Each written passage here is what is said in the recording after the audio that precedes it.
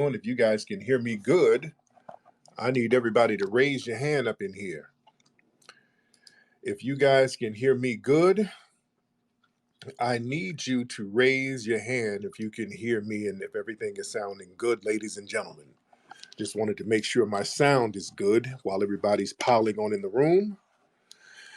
Glad to have everybody tuning in, ladies and gentlemen. Glad to have all of you tuning in, my good friends. A few things we're going to touch on today.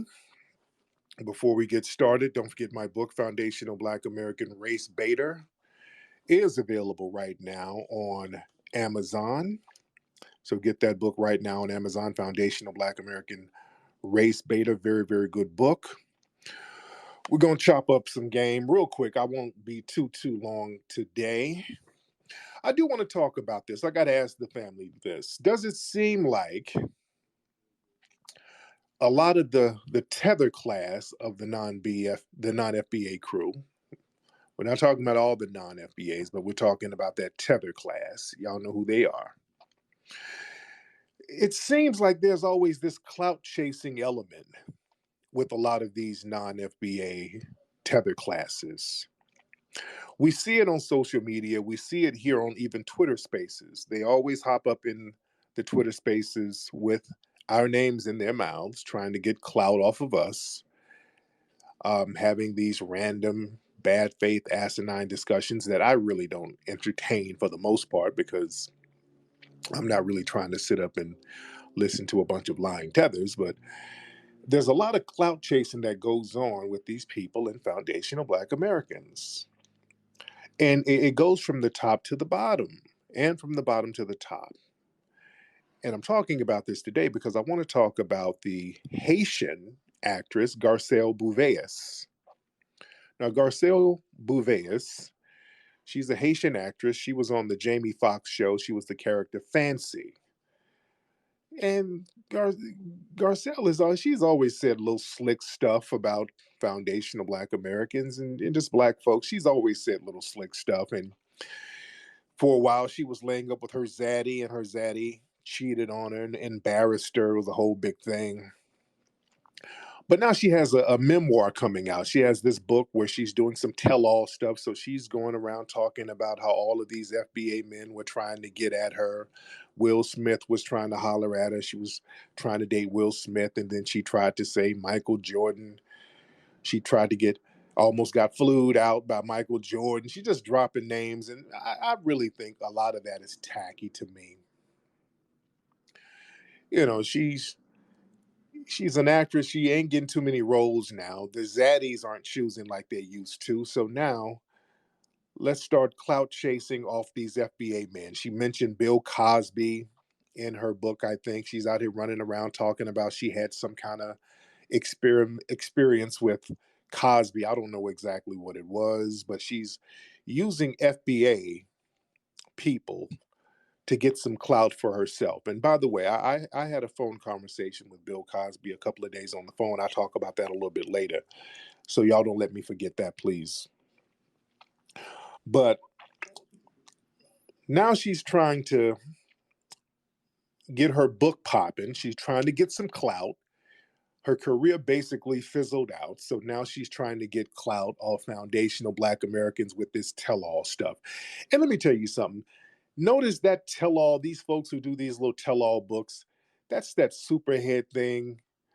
And Superhead is Caribbean too, by the way. That's another one. The Superhead chick, she's Caribbean. She was born in the Caribbean. So they have this thing where they come among us and they have to use our names in order for them to get clout for themselves. When you look at the Love and Hip Hop shows, all of these um, ratchets that's on there, on these hip hop shows, Love and Hip Hop shows, Love and whatever, most of those women are non-FBAs. You understand? Most of these people, they date a couple of rappers over here, then all of a sudden they run and try to get clout off of it. So there's a whole culture of these groups trying to get clout off foundational Black Americans. They couldn't get nothing popping back home. They can't really get anything popping here unless we assist them, but they always seem to try to use us to get clout for themselves and then turn around and complain how we don't help them. Did y'all see the video I posted the other day? This guy, there's a YouTube channel called Soft White Underbelly. They interview a lot of interesting people, and they interviewed this African immigrant. And I want y'all to hear what this African immigrant had to say about Black Americans not helping them. Hold on, let me play the clip real quickly. This is a very interesting clip of this guy. Listen to this if y'all can hear it. Hold on one second. Hold on. People in Africa, you get more white people coming and support Africa than Black people out here. People having more fans out there, more funds. Like even in documentaries, you see this on YouTube. Feel me? These people talk about all this daycare and all this all these things they say and act like they really do in the cameras, but they don't, man. You get these white people that go, man. Some of them, they're not even that rich. You feel me? They just take a trip out there and they change people's life out there, man. For the low they have. It can be, man, a person working at Walgreens. Feel me? Just get his checks together and he can go back home and really make an impact to those people, man. I do because I see these blogs, man. I follow these people on YouTube. I see what they're doing. And I respect it. Okay, so this dude, I think he's from Tanzania somewhere, but he's doing this interview with this white man, and he just kind of threw foundational Black Americans under the bus to give props to white people. He's talking about white people, they go to Africa and help us. These Black people don't help us. They don't go there to Africa to help us. Really? Really? And y'all wonder why this Pan-African thing, we ain't on it no more. We ain't on it no more. This dude is up here giving props to white people going over to Africa to help them. Now, mind you, this guy lives in Los Angeles now. He's not even over there no more. So how did that help work out for you? It's 2022 and you still have Black folks over there in Africa sitting up here still giving props to the white people talking about, thank God they came over here. Y'all have not figured out the damn con game yet. It's 2022. You haven't figured out the con game that these people are running over you over there. There's a reason why everything is decimated. They're the cause of it. They play good cop, bad cop, and y'all still have not figured that out. Y'all will not look at them and say, hey, wait a minute, you might be the problem. No, the problem is the Akata. Oh, it's you niggas. It's always us, man. Boy, y'all got a lot of nerve. Y'all always find a way to kind of wiggle us under the bus somehow and then complain about what we don't do. Anything that you have is because of us. We've done enough. And let's be real, any type of revolutionary energy that's over there in Africa, let's be very clear. A lot of foundational Black Americans went over there and brought that energy. We were involved in a lot of the revolutionary movements over there in Africa. We were the seeds to that, many of them all over Africa. That's why some of those African countries, when they were colonized, they didn't want us coming over there because we would come over there and let people know what the business was. It's too many of y'all to be letting these white supremacists do all this and that. Y'all need to go ahead and handle some of this business. We're over here in the States, we're 13% of the population, and we still put in more work. So a lot of this anti-FBA vitriol and clout chasing, you always got to throw our names in the mix. And this is why we have to bring this stuff up, and we got to clean house, ladies and gentlemen. We have to clean house out here. Let me get some call. Raise your hand. Let me have the family chime in on some of this stuff. Raise your hand, family. Let me talk to some of the family here. Let me get some feedback from the family here. Raise your hand. Let me talk to you.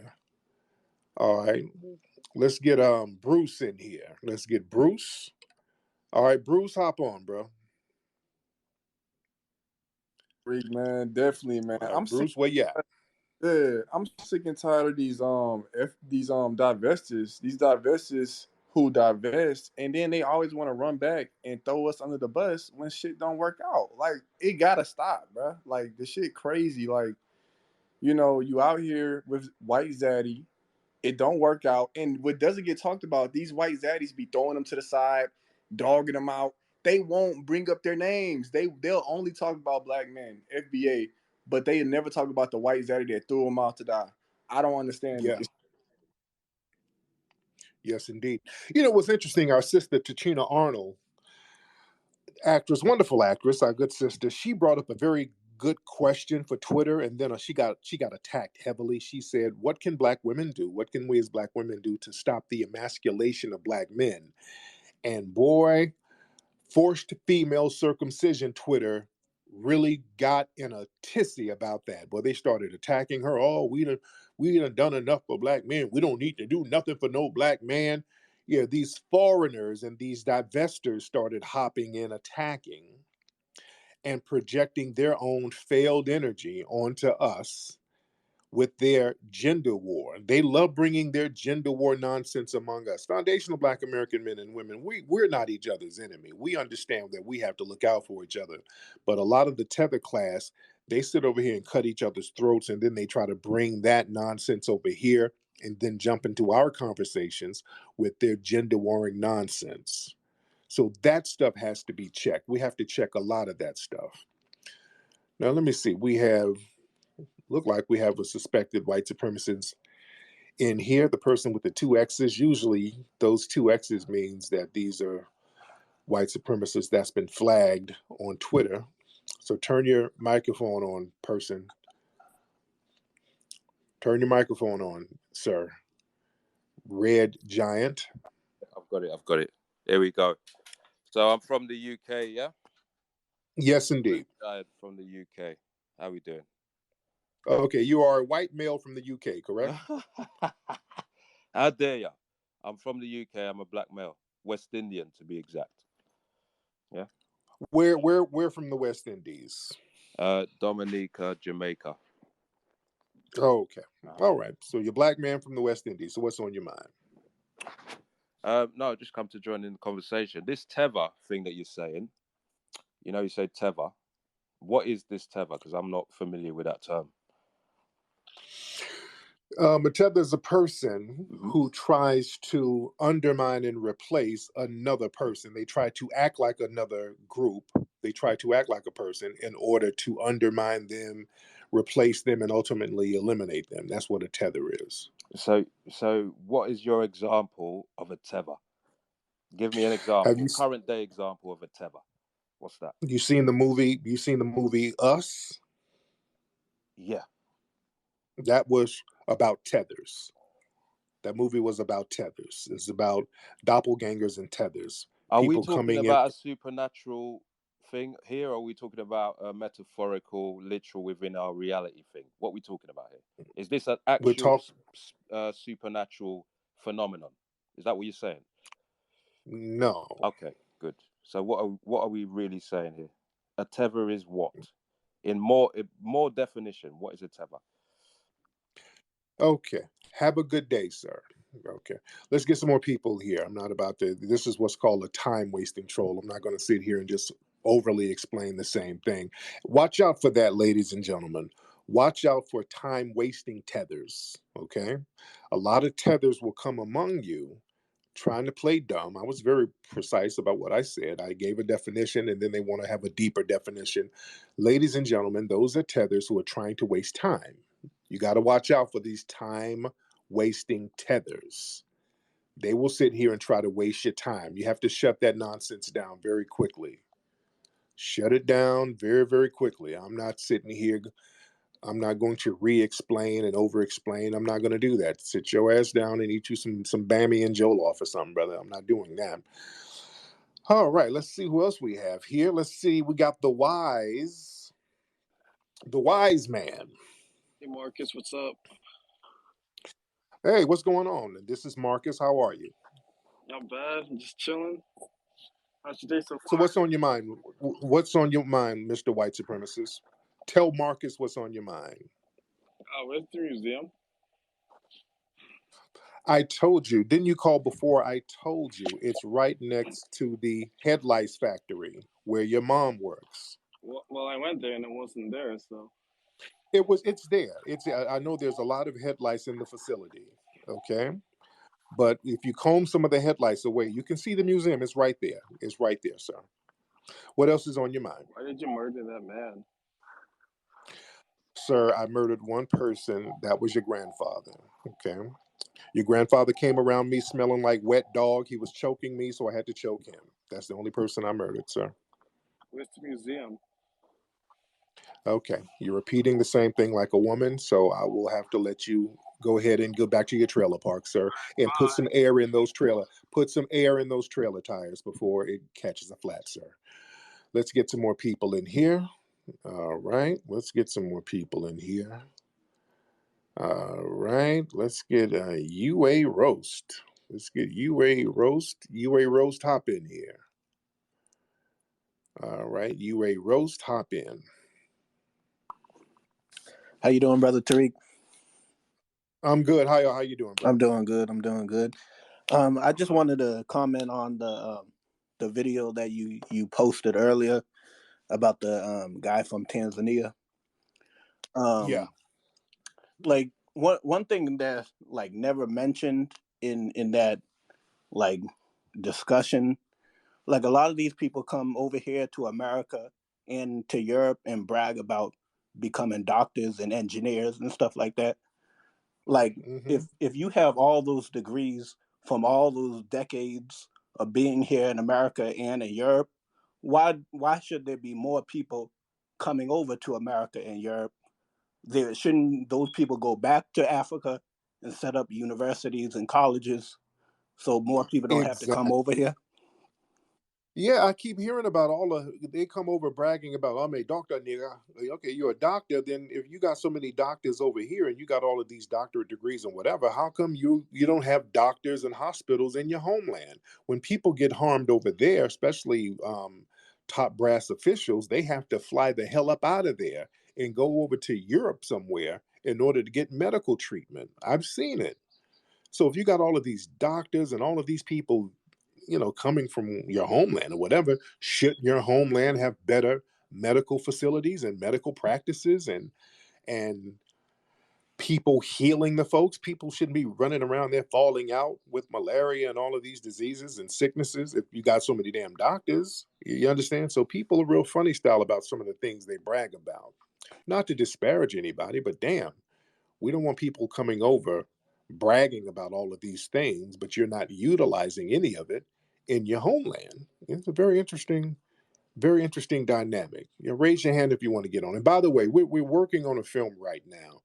I need my guys who are visual effects editors. We still need to hire some more visual effects editors. And I'm talking about professional ones. Y'all hit me up, man. Y'all email me. You guys can find my email. We're trying to hire people who do visual effects, special effects, and all that because we're doing post production right now. So I need some of the brothers to hit me up if you do good work. All right, let's get a couple of more calls in here. What's up? Who we got? Let me see. All right, let's get Ace in here. All right, we're gonna get Ace in here. What's up, Ace? As far as the visual editing, my studio that I just built, we have a video editing station, and we also have other videographers and stuff like that. They come in and do editing for us, and also I need visual effects. I don't need editing. I need special effects. Well, like some of the guys that we work with does special effects. Okay, have them hit me up. I will. I definitely. I'll be back home in the next couple of weeks, but I'll reach out and have them reach out to you. But I wanted to say, and I wanted to touch on how, a lot of these tethers, it's been like a couple, maybe 2 or 3 generations groomed to undermine the masculinity of black men, and you can really see like how it plays out in the way the women think, and it's starting to trickle down to our FBA women as well. Like, you know what I'm saying? Like with this whole hot girl shit, like that's some old that's some of that type what's that shit? The movement that was taking place when they separated the black family.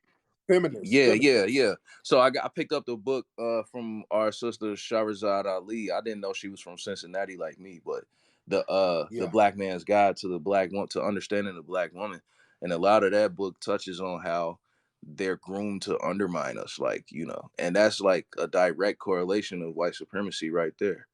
So, you know, we have to be able to communicate and stand on business with our woman first. Otherwise, our community gonna be in shambles, just like how it is right now. You know what I'm saying? Yeah. But that's all I wanted to say and touch on. I'm gonna have my guys reach out to you. Much respect. Thank you so much, brother.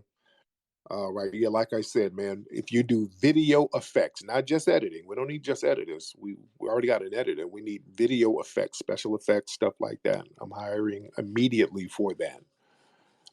We got a lot of stuff that we need to do as far as that. And I need some thorough people to assist with that, ladies and gentlemen. All right, let's see who else we got on the phone. A lot of people chiming in right now. Let me raise your hand, family. Raise your hand. Let's get Sage LaFlame. Let's get Sage LaFlame in here. Sage LaFlame, hop in here. Hello. What's up, Sage LaFlame? Hey, I just want to say this. I feel like there are a lot of people that, well, when it comes to tethers, they have to learn from experience, as we see with Christian Obumseli. We know that a lot of traumas get passed down in the DNA, and us as foundational Black Americans, we have received those traumas from our ancestors in slavery. So when it comes to the tethers, they don't really know what the business is for real. They have to learn from experience.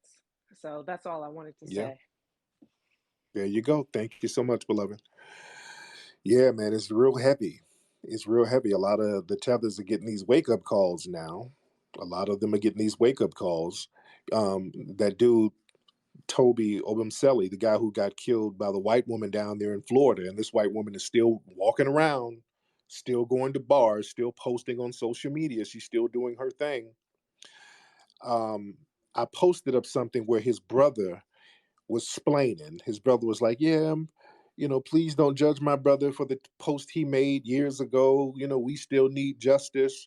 Oh, whoop-de-whoop, we need justice. And by the way, my brother was killed, and the only reason she got away with it is because she's a wealthy white woman. Okay? A lot of folks didn't catch that part of his statement. He put down the reason why this woman was not put in jail is because she's a wealthy white woman. These Negroes still don't get it. Him putting that up there shows that he still doesn't get it. They're still looking for an out. Sitting up here talking about she got a pass because she's a wealthy white woman. Number one, she ain't wealthy. Wealthy people don't do OnlyFans. Okay, this is a white girl who's on OnlyFans doing something strange for change. Wealthy people don't do that. She's not wealthy in any sense of the word. That's them trying to find an out from the racial element of it. That woman got off because she's white. Wealth didn't have anything to do with it. That woman got off for one reason and one reason only. She's white in the system of white supremacy, and they get on code with each other. Your whiteness is the wealth. You're not a wealthy white woman. Your whiteness is the wealth. Whiteness has been monetized. That's something that Black people have to understand. Whiteness has monetary value. That's the selling point of white supremacy. That's how they sell it to the dominant society. See, the thing is, white people are getting finessed by rich white people. Rich white people sit here and finesse the poor, working class, and broke down white people to support the system of white supremacy to make a small few white families extremely wealthy. And they have to throw a bone to the rank and file white supremacists. Even Lyndon B. Johnson said, hey, you tell the brokest white man that he's better than the richest Black man, that white man will empty his pockets for you. He was absolutely correct in that. White people get finessed by the upper brass white folks, and the reason why the rank and file white people maintain the system is because the whites on top throw a bone to them by saying, hey, what we'll do, you're not going to get this kind of, material, tangible wealth that we have, but what we'll do, we'll give some of you basic privileges and immunity of law. And they're fine with that, meaning if you go out here and commit a lot of crimes, we're not going to criminalize you like we do the black people. So we'll let you just run amok. This is why we've seen so many different cases of white men raping white women left and right and raping people in general and literally getting slaps on the wrist. Every week you hear about some white man who then raped a bunch of people and he got probation. So that's part of the bone that they throw to the rank and file white supremacists. You get immunity from law. So if you're out here smoking meth, we're not going to criminalize you. We'll let you smoke your meth. We'll let you commit crimes. This is what white supremacy centers itself around, being able to get away with degenerate behavior. This is a part of their culture, being allowed to get away with the most degenerate behavior ever. You can run up here and try to storm the Capitol building and we'll just give you a jaywalking ticket. You can be out here molesting kids, raping animals, and we'll give you probation. You can go out here and kill people, and if it's a black person, you'll get a pass. You feared for your life. It was self-defense. So that's the bargain of white supremacy, and they don't want to give that up. Black folks have to understand this. When we always point out the injustices of white supremacy, we got to understand this. They know. Not only do they know, they prefer it. They'll sit here and play dumb. Every white person who's an adult, they know about the non-justice. The name of the game is to gaslight you. This is why black folks have to stop trying to explain racism to the dominant society like they don't know. These are the people who created racism. They know. They are very well aware of racism. They are the ones who created it. They are the masters of racism.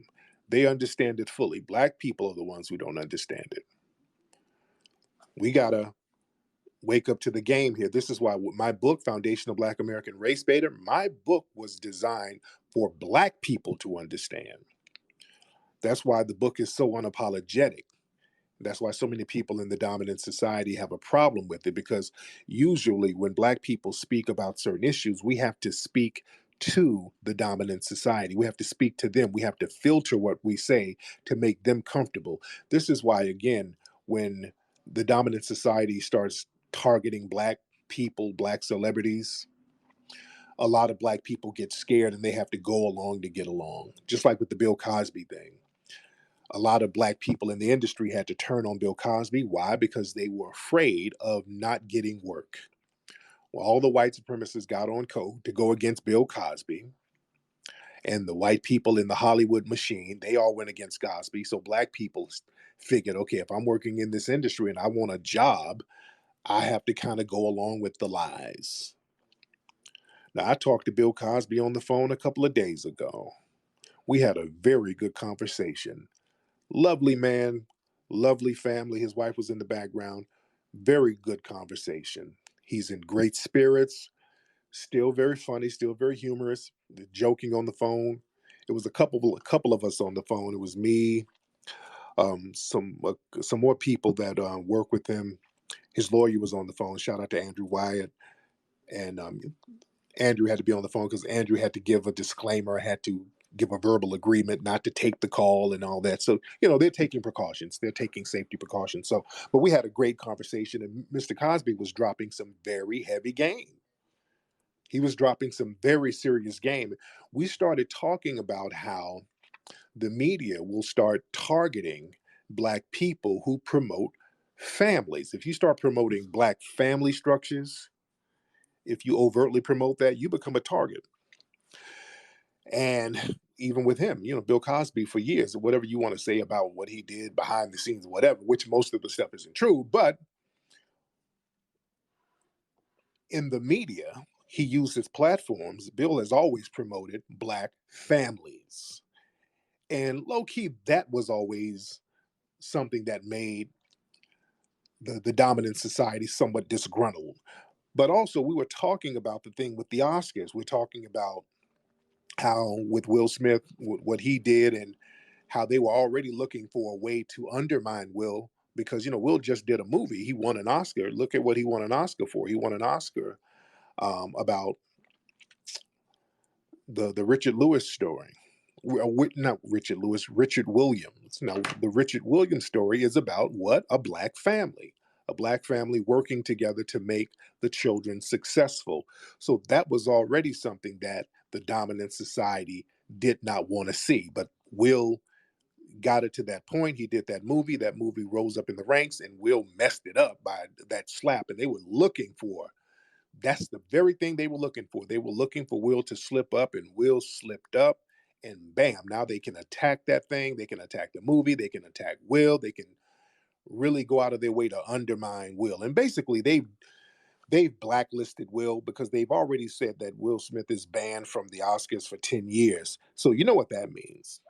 So if you're doing a movie out in Hollywood and these people want their movie to have an Oscar consideration and Will is in it, it's not going to be nominated for an Oscar.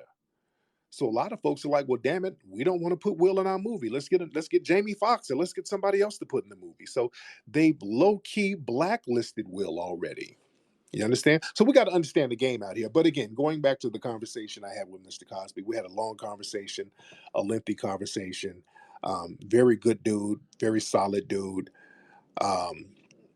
And I'm glad that he avoided being framed by the white supremacist powers that be, who tried to put those bogus charges on him. And if you are a black person co-signing those bogus charges, you have to look at yourself. What do you get out of co-signing some bogus nonsense like that? Let's be very real. Stop being a scared Negro going along with everything white people tell you because you're scared. We got to cut that scared nonsense out. Every lie they tell you, you got to regurgitate their lies. Let me get some more people in here. Raise your hand, family. We got a lot of folks up in here. Come on. We in here heavy. We are in here heavy, ladies and gentlemen. Raise them hands. Let me see them hands. For those who want to get on here. Leopold, you're not getting on. I don't know why you keep trying to get on in here. You're a self-hating black man who's struggling with your sexual identity, dude. Don't come in here with that. Let's get what's this guy's name? Media Saboteur. I think I've had you on before. Yes, sir. How are you? I'm good. How are you? Good. First of all, I'm just curious. Are there any white people that you do like, Tariq? I do. Fair enough. Which ones are they? Name just a couple. I like Betty Crocker. Betty Crocker makes delicious foods and treats. Betty Crocker's foods are absolutely delicious. That's one white woman that I can rock with. Betty Crocker is the business. Her pot pies are scrumptious. But I think she might have stole the recipe from a black woman. But yeah, she stole it from Aunt Jemima, didn't she? It was Aunt Jemima. Yes, she did. Yes, she did. So why do you think I don't like white people? Well, you have a very interesting something I wanted to point out to you and your audience. You're well aware of it, though, even though you may not think about it much. But when you use the word the term suspected white supremacist, there's an implication that comes with it. And that implication is this, that the suspected white supremacist perhaps is not a white supremacist. So that's true. I find that interesting, and I wonder what it is exactly that distinguishes, in your mind, between what a white supremacist is or isn't. And moreover, what it does is it primes your audience to automatically assume that this suspected white supremacist is automatically a white supremacist. Like, half your audience, they're just kind of, they're in it for the thrills, so they're automatically going to just assume that so and so is a white supremacist. But well, what's interesting, your community does that, sir, because when they sit up here and shoot and kill innocent black people all the time, they sit here and say that they were suspects. I suspected this person had a gun. I suspected this person was a criminal. I suspected this person was a thief. I suspected this person was going to try to take my gun. So your community does that to black people every single day in a deadly form, and they kill black people based on suspicions. So my thing is, somebody has to be a white supremacist. We're living in a complete global system of white supremacy. Somebody is maintaining this system. The problem is there's no master list of white supremacists. Exactly. So in many cases, we have to start assuming and suspecting people of being white supremacists, since y'all won't tell us who the white supremacists are. You see how that works? Sort of, yeah, but in a lazy fashion, yeah.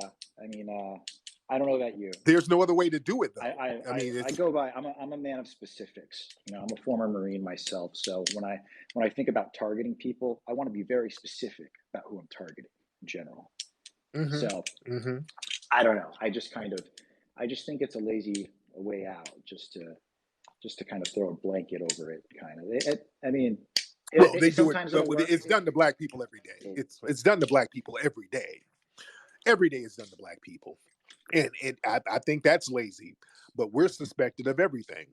Our blackness makes us suspect. Even in New York, the stop and frisk thing, we're all suspects in New York and in San Francisco and places like that.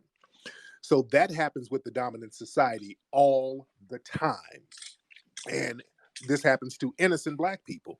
So now we have to suspect some people of being white supremacists because we're being harmed by those in the dominant society. So when we are out here interacting with people, I can't sit here and assume that this person is not a racist when this person might be on the phone calling the police saying that I'm a suspect for something that I didn't do. So I have to suspect these people might be white supremacists. So we have to be on our P's and Q's. Unfortunately, that's how it has to be until we figure this racism thing out. All right. Well, I can figure the racism thing out for you right here, right now. You want to know the answer? I'll give it to your entire audience. What's the answer? Everyone's racist. Everyone. Okay. Literally everyone is racist. You can observe this in toddlers. You can observe this in babies. Everyone is racist. So, but there is only one group of white supremacists, and that's not us. Racism is white supremacy. There's only one form of racism that dominates and controls the entire planet, and that is white supremacy. There is no black supremacy. By definition, there is nothing even remotely close to black supremacy. You cannot have black supremacy and white supremacy at the same time. I don't know. I think a lot of your audience might disagree with that. I think there might be more than a few black supremacists in your audience, and I think they'd be self-admitted. Okay. Who are they supreme over? You would have to ask them, but I guarantee they're here. Okay. No, I can tell you nobody. Black people are not supreme over anybody, but white people are supreme over us because they have an army backing them up. All white people are supreme over us. The Karen that you see, every Karen video that we see, that Karen is being a Karen because she knows she's in a supreme position. She knows that she has a military to back her up. We do not. Right? By the way, these are AWFLs you're describing, and they're as much my enemy as they are yours, believe it or not.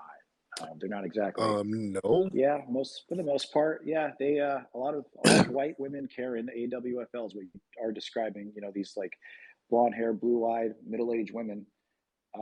They tend to be very much against my interests, even a lot of the time. No. Those white women depend on you to be the enforcement arm of white supremacy. No. You guys work together. You guys are not. Oh no. When these Karens are sitting up here blaming a black person for shoplifting or blaming a black person for yelling at them, and they get on the phone, they're hoping that a suspected white supremacist male will come through with guns blazing, sir. They work together. They do not have any type of issue with you whatsoever. They know that the white male is the enforcement arm of white supremacy. So I'm not going for that at all. Look, these are the same women that I'm describing. I think we're, I don't know. These are the same ones you all brag about banging all the time. Like, oh, these are the white women that we bang. Well, you guys are da da da da. This is. I think we're thinking. Sir, no. Who's bragging about banging white women, sir? I've heard you. Except for. I've heard you do it. I've heard you do it on the show. I've heard you. It's more like you're being snarky when you do it because you have like legit racist. Oh yeah, I'm being sarcastic. Yeah. I'm being sarcastic with some of the white supremacist callers. But no, nobody. Trust me, it's nobody. It's not a flex to bang a white. All right. Well, trust me, it's not. Fair enough. We're not. I just wanted to get your take. We're not going to agree on that part on any. Next thing though, I just wanted to bring up the Brooklyn subway shooter. Were you aware that he's actually an avid listener of yours, apparently?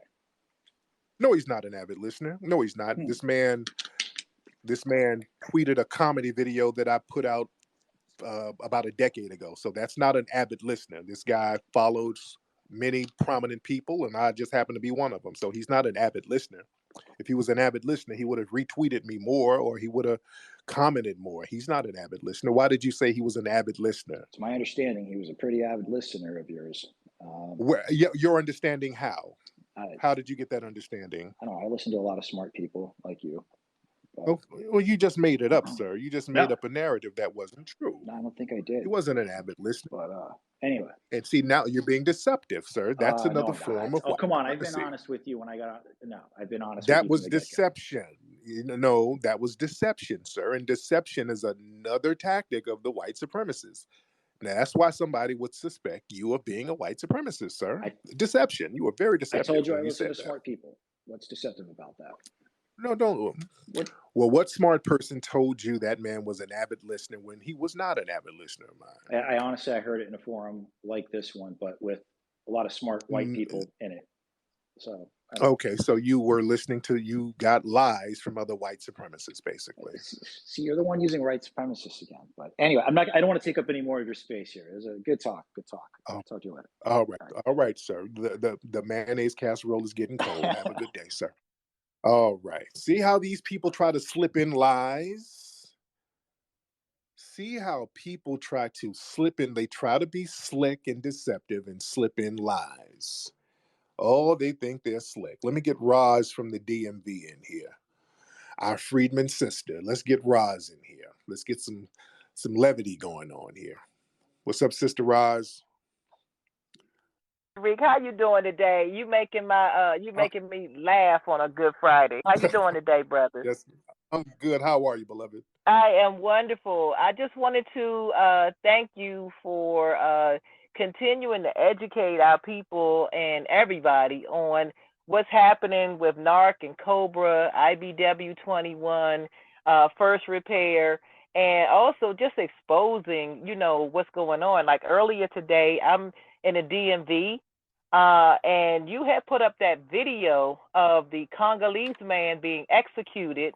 And today they have a temporary national order from Biden and Harris protecting Congolese people. This is amazing. Why don't we get protections like this? This is insanity. It was in Washington, D.C., and I put the video out on my page. You can check it out. They're locking arms like we are the world and kicking like they're on Broadway, celebrating this, but we don't get those same protections. So I just wanted to shout you out, brother, and just let you know, great work. But this is amazing. I'll step off stage and let you continue on. Thank you, dear. Yeah, man. Man, look, those Democrats, Biden, Harris, man, they're working to undermine us any way they can by elevating every group. They're trying to skirt the responsibilities of giving us the tangibles that we are supposed to get as foundational Black Americans. And we have a choice to either go for that or not go for that. We have to stop going for that nonsense. Well, we're in here heavy. We've got over 1,000 people in here. It's up to us to not go for that. And again, when we start talking about getting tangibles and you have these bogus, fake reparations groups like NARC and Cobra, these are not real reparations groups. These are immigration groups pretending to be reparation advocates. That's why whenever we talk about getting our reparations, they always have to bring immigrants in. We have to include them. They understand that including immigrants will totally undermine the reparations for us. They know that. This is why the Democrats have put them in our mix to try to wear us down with their jive, circular talking points. Our job is to not let them wear us down, and our job is to get them out of our circles and get them out of our mix. We're talking about tangibles for foundational Black Americans only. We are the only people who were enslaved, and we're talking about getting reparations for slavery. We're not trying to get reparations for racism. We're not trying to get reparations for mistreatment. They keep trying to mix up the narratives and the arguments. We are talking about slave payments for a debt that is owed. What's up, KD? Hey, brother. Thanks for adding me to the conversation. I want to say, yes, the tellers do try to clout chase off of us because they need us to have any type of talking points. They're not out here moving like us. They're not out here organizing like we are. So they don't have nothing going on. And they have to find a way to get some type of attention because they don't move like we do. And especially when they use your name specifically as for their spaces, because they know this shit gonna be dry. Ain't nobody finna come in there if our name or your name isn't attached to that space. So obviously we doing something right. So families, let's just keep on doing and what we doing and keep on moving how we moving. They should take notes from what we're doing. Maybe they could, build their homeland back up and get some shit popping over there if they paid attention to how we out here moving. Yes, ma'am. Yeah, that's a very good point our sister make. Well, they love. Somebody hit me up earlier. Hey, Tariq, they doing a Twitter space talking about you. You need to go check them. I be damn. I am not going up in one of the musty little Twitter spaces to give them the clout they're desperate for. That's the last place I'm going to go. I don't go up in their spaces. They want us to go up in their spaces in order to give them clout. They're already trying to eat off our names anyway. They have to mention my name and other people's names in order to get anybody to pay attention to them. I'm not giving them any more clout by going into their rooms. I'm not doing that at all. That's exactly what they need. They're not eating off me. They've eaten off us enough. And plus, they're ineffective. Them getting in their little old funky spaces, basically whining and lying to each other, which is what they would do back home. That's why they failed back home. That's why their home countries are decimated. Everybody's over there lying and scamming with each other. They done scammed each other to the point of just destitution. They try to bring that same lying, scamming mentality around us. Just sitting around lying and scamming all damn day. I'm not trying to hear that because nobody else is really trying to hear it. That's why they have to sit among themselves. It's like you got the dunce class sitting in a corner among themselves, just undermining each other. No. I don't do that. I don't do that at all. Let's get some folks in here. Raise your hand, family. Let's get Dr. Kabas in here. Okay. Well, let's get Dr. Kabas in here. I see look like he has a Somalian flag in there. Yes. What's up, Doctor? Hello. Hello, Dr. Kabas. How are you? Good. How you doing, sir? I'm good. How are you? Good. So I want to speak on the title. Yes, sir. Go ahead. I don't think nobody's cloud chasing off of FBA. You guys are causing a lot of issues. You in particular, Mr. Nasheed, are very divisive. You was a Pan-Africanist. No, you came out as a pimp. You was a pimp selling your own woman. Then you become a Pan-Africanist. I did not sell. Then now you are FBA. You are pretendian. So who the? I understand. Let's be I clear. understand, sir. Let's be clear. I never sold my own woman. I sold your mother for 2 weeks. She was too musty and I couldn't make money. Okay. There was only one woman. It wasn't my woman. Okay. When I was pimping, it was your mother. I pimped her, but she was way too musty for me to make money. Turn your microphone on, sir. Let's be clear. We got to get facts straight. No, sir. Caleb, so you pimp your own mother and your own sister. No, I pimped your mother. Now you say you want to fight for black. Sir, it was your mother. I was pimping her, but she had too many flies coming out of her vagina. So we couldn't make any money. So I had to get out the game early on. But go ahead, sir. So, go ahead. Turn. Yeah. So why are you are cloud chasing off of Africans, sir? Africans. Clout chasing. You don't have any clout to chase, sir. What clout do you? Because why are you? Sir, what clout do you have besides big bellies and ashy knees? What clout do you have, sir? But you are so proud of our history, sir. You are so proud of our history. You claim ancient Egypt and all the great civilizations that we established. Yes, indeed. Which you're not. Which you have nothing. You're not ancient Egypt at all, sir. Yeah, and I could claim ancient Egypt because I talk about the greatness of Africa thousands of years ago, but you're not popping off like that. They had pyramids of gold and great stone, and you have pyramids of cattle dung and flies. So we're not talking about you, sir. So what are you talking about? But Dr. That's not what you said. That's not what you said when you developed the Hidden Color series. You know, you had all the Pan-Africanists in there. You had all the Pan-Africans like Dr. Umar Johnson. He don't even fuck with you because he know you a clown. You know what I'm saying? Nobody fuck with you from those documentaries. Yes, they do. So What no, are you they talking don't. about? No, they Yes, they don't. do. They don't. Yes, they do. Almost all the people in my films, they're still in my films. I have a new film coming out with most of those people in it now, sir. So, sir, you're just lying like you do back in your homeland. That's why everybody's dropping off No, from hunger. everybody know you're a scam. You're a scam artist. Oh, you're projecting, sir. Now you're projecting. You're projecting your little scammy, funky mentality, sir. That's what you tethers do. Y'all Wait, like what to happened to the project. museum? What happened to the museum, I sir? told Museum you don't create. the museum is next to the camel store, sir. Where you got your camel? It's right next to the camel store, sir. And I heard you get in a saddle for your camel, and that's where the museum is. If you look out, get on top of your camel and look out the window, you'll see the museum. It's right there. It's right there.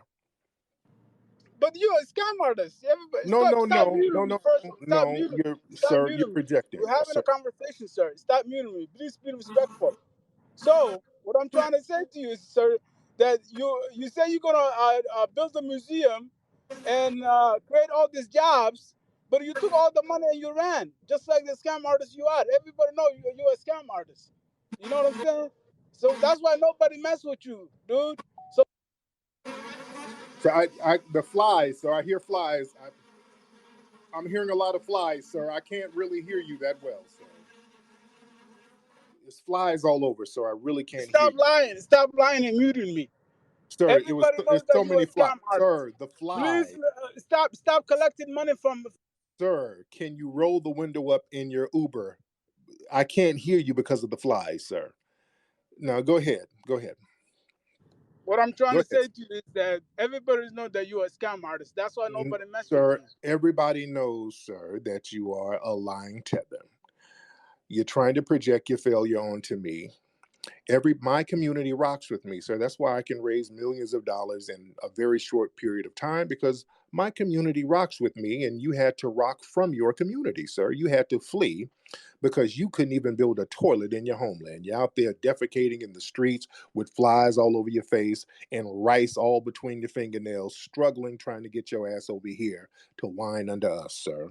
How dare you? Okay, let's have a productive conversation, sir. What is your issue with Africans? Please tell me. Sir, stop it. You're not having a productive conversation. You're sitting here lying and scamming and projecting, sir, like you did back in your homeland. Oh, but what is your issue with African immigrants? Sir, And why are you my radicalizing issue is with you. FBAs? Why are you radicalizing FBAs, sir? Sue, To answer the question. sir, why do you radicalize your underarm must, sir? I'm talking about you. Your underarms are very radical. That's the issue that I have, sir. The radical funk that's coming from under your arms, sir. That's the only issue that I have. It's you. It's not immigration. It's tethers like you, sir. That's what I have a problem with. So now you just want to troll. You don't want to have adult conversation. Sir, Because you you don't done even sat. have the So, intellect. You sir, want to act like a child. You are a child. you You're done not even sat, advanced. sir. You done sat here telling every lie under the sun. All you're doing is trolling. You're not having an intellectual conversation. You're sitting there with that big wide forehead of yours, just making up lies out of that big forehead and spewing anything that comes to that big wide mind of yours. So use that big forehead for something. No, but you have over 1,100 in the room, so people are Yes, I listening. do. You Yes, understand? I do. So And you have over $1,100 in food stamps that you got the minute you fled from your country and came over here to eat off us, and you still want to complain. How dare you?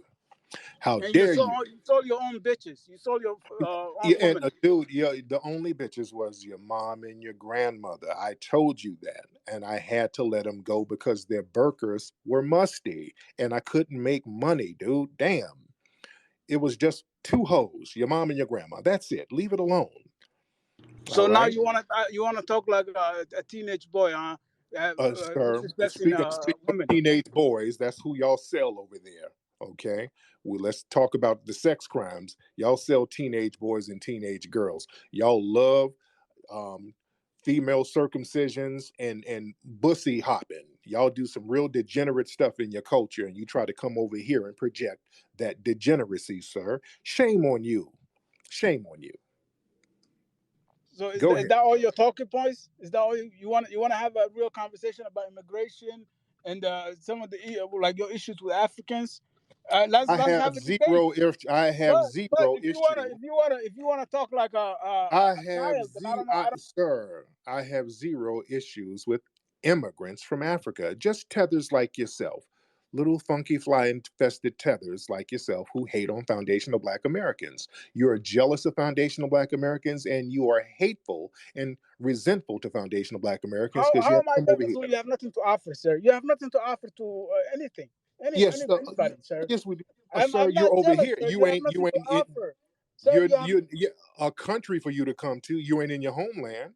You ain't in your But you didn't homeland. build the country. You didn't build the country, bitch. Oh, yes, we did. Oh, yes, we did. This is a country built by foundational Black Americans, sir. What are you talking about? Turn your microphone on, Tarbosh. It's a boss, bitch. The only bitch You a is your fucking grandmother. scam And artist. You a your scam only artist. bitch, Everybody knows. the only bitch is your grandmammy with her funky injera smelling ass. And that's why I pimped on her. But go ahead. Return the money that you stole from the people. No, tell Return the. your grandmother stole the money that I pimped from my ass. Tell her to return that money, or I'm gonna keep her llama and not give it back. Go ahead. Everybody know you a scammer, man. Everybody Okay, from you're Dr. just saying Umar that to Dr. Boyce Watkins. Everybody know. Abashir. Look, Nobody's fucking with you, though. Abashir. Look, you're saying the same thing over and over, Abashir, and you're just getting boring right now. So, do you have anything constructive besides your little musty whining? Because you're whining and you're getting on my nerves. You're not constructive. What are you talking about? Okay, Abashir, listen. This is what you do because now you're talking in circles like a bitch. And I'm going to have to pimp you like I pimp your grandmother. All right? If you don't stop acting like a bitch. So now I'm going to give you one opportunity to be constructive with your conversation. Or I'm going to take your flip flops off and put some hoe heels on you and put you on the stroll. Now, be You are the bitch. constructive. Listen to me, bitch. You are the I bitch. will take your sandals off and put some damn Manolos on your ass and put you right on that hoe stroll on a dirt road out there in Somalia, nigga. You be selling bussy for bean pies out there. You fuck with me, nigga. Now be constructive and talk right. Let's talk real. All right. Go Okay, ahead. let's talk real. What is your issue with Africans? Answer that question. What Okay, is your issue with you're Africans? repeating the same thing No, over because and I want to over. answer to that question. But I want a response from you, sir. Because So, you causing a lot of issues. You about to lose your account because you are how am I? causing a lot of issues. How am I? Yes, Bashir. How am I about no, to it's lose my Kabaz. account? It's Kabaz. Say my name, Whatever, bitch. whatever, whatever. It's How am I Kabaz. about how am I about to lose my account? You ain't got no You clout like lose that. your What you? account because you are divisive. Okay, y'all been saying that for about You are 2 bullying Africans for no reason. You're Bashir, bullying Bashir, Africans. You're radicalizing Bashir, FBA, sir. Bashir. I am not about to You are lose my radicalizing FBA, sir. and you are bullying Africans on this app, Nobody's bullying and you. you The are white calling people. violence against Africans, and that's very. Nobody's causing. You're violent against yourselves at your homeland, sir. That's why you had to flee, Bashir. Nobody's violent against you. The violence is in your homeland. That's why y'all over here. No, you are xenophobic and you are violent. Okay, you need to stop. Dude, Okay, you need to stop because you are radicalizing FBAs on this. dude, the only radical people are the radical people in your homeland that's bombing each other, undermining each other, and devastating the economy to the point where you have to come over here and eat off of us, sir. So stop cloud chasing Africans, man. Sir, Come on, man. what clout do you have, Kumar? What clout do you have? You have to have clout for us to chase it. What do you have there? Your name is not even FBA. Tariq is not even FBA name. Okay, Kumar, stop it. I want to know what clout you have. You don't have no clout. What, elephant meat? What clout do you have? You don't have anything for us to chase. The only thing that's being chased are leopards chasing you out of your village and bringing your ass over here, sir. Come on, Kumar. So my name is not Kumar, first of all. It's Whatever Dr. your damn Kabas. name is, who gives a damn? So it's All Dr. right, Kabas, whatever it okay? is. It's Okay. Dr. Kabas. Okay. Okay, so I ask Anyway, you a question. Let's go back to the discussion. I ask you a question, sir. I say, what is your issues with Africans? Why are you so xenophobic towards Africans? And what's up with the name calling? And why are you bullying and harassing Africans? Sir, all you guys do is sit up here calling foundational Black Americans all types of Abids and Jareers and every name under the book. You guys have so much jealousy and contempt for us, and we've been checking your little asses because of it, and now you want to cry foul. Well, take your ass in a corner and cry by yourself because I don't want to hear it. So have a good day, Bashir. Why are you calling violence? Bashir, bye, Bashir. Bye, Bashir. All right. I'm not trying to hear musty whining, okay? Not trying to hear no musty whining, sir. I don't want to hear it. All right, let's get some more people in here. I'm not going to hear no whining from no little musty man. All right, let's see who else we got in here. Okay, where we at? Okay, who is this person? Okay, this is a transgender person. Okay, I don't know if I want to have that conversation with you. What's up, Amber? Let's get Amber in here. Rosie, let's get Rosie in here. All right. All right, Rosie. Why would you bring me up after you said transgender? They gonna think I'm one. No, not you. That's why I said it was the it was the trans person in here. I'm like, oh, I might bring the person up. Oh my gosh. But what's on your mind, Rosie? Rosie, what's on your mind? It's Rose, but I just wanted to say hi. You are funny. It's my first time being in here. Oh, good. How are you, dear? I'm good. How are you? I'm good. What city are you in, by the way, Rose? I'm in Cincinnati. Cincinnati. Now, Rose, are you named after your grandmother? Because you're too young to be named Rose. No. You're named after. No, that's not my real name. Oh, okay. I'm about to say. I'm like, what you got an old name for? Okay. Okay. But anyway, but thank you so much, Rose. You be good. Let me get. Okay, we got the transgender person here. Let's talk to some of our LGBT people. I try to make this place as inclusive as possible. T.S. Giselle. The iconic T.S. Giselle.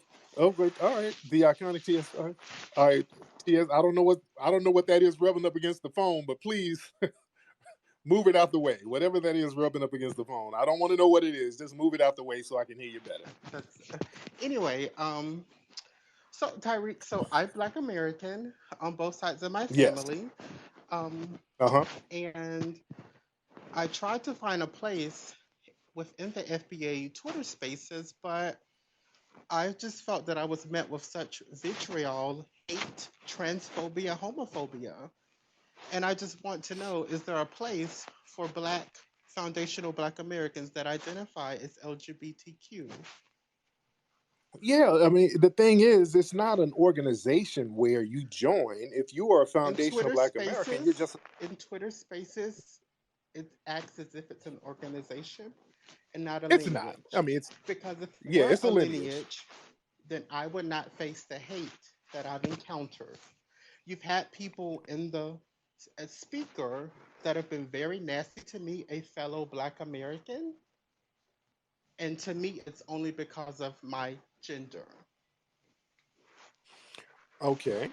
But there's a lot of LGBT, Black Americans. Nobody really trips on them like that. So why do you think people are tripping on you because of your gender? I mean, I cannot answer that question. But when I do go into the spaces, it's just a very nasty, hateful conversation. You had a person on stage today that I think is an extremely hateful person. She's very nasty, homophobic, and transphobic. Who is that? Who did I have on? KD, a vile person. I don't now. KD and Giselle. I don't know what that is in the background. I hope your balls are not rubbing up against the phone. Whatever that is, you got to stop it. If something's rubbing up against the... Okay. But that's a transphobic. I don't know what that is. That's transphobic, Tariq. We're trying to have a serious conversation. We are, but we're going to have some fun, and that's not transphobic. I mean, you want to be inclusive. We get on everybody. Come on now, we're inclusive. That's everybody's gonna get hit now. That's not no. We didn't single you out. You see, everybody who calls up, they're gonna get hit. Everybody's gonna get hit with something. And I'm a mature person. I can handle a joke, but There you go. it's very elementary to joke about, misgendering a trans person. Like that's so second grade. You can do better than that. Come But that's on. not. But I'm not misgendering you. A lot of you still have your male genitalia. That's not misgendering you. Okay, so If we're going to be honest, but this is what happens. So right? whenever I encounter an FBA space, I'm FBA, the conversation goes towards the route that you're going. For me, it's like I am contemplating even delineating or having any affiliation with FBA because of the vitriol that I faced. And it's very But it's not a disheartening group, so because it's I'm it's it's not a Black group. American. That's It's not a crazy. group, Giselle.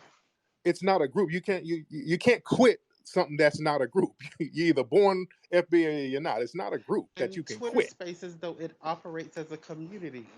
I've been But called we're not off talking about Twitter code. Spaces. I've been called off code for having a differing opinion.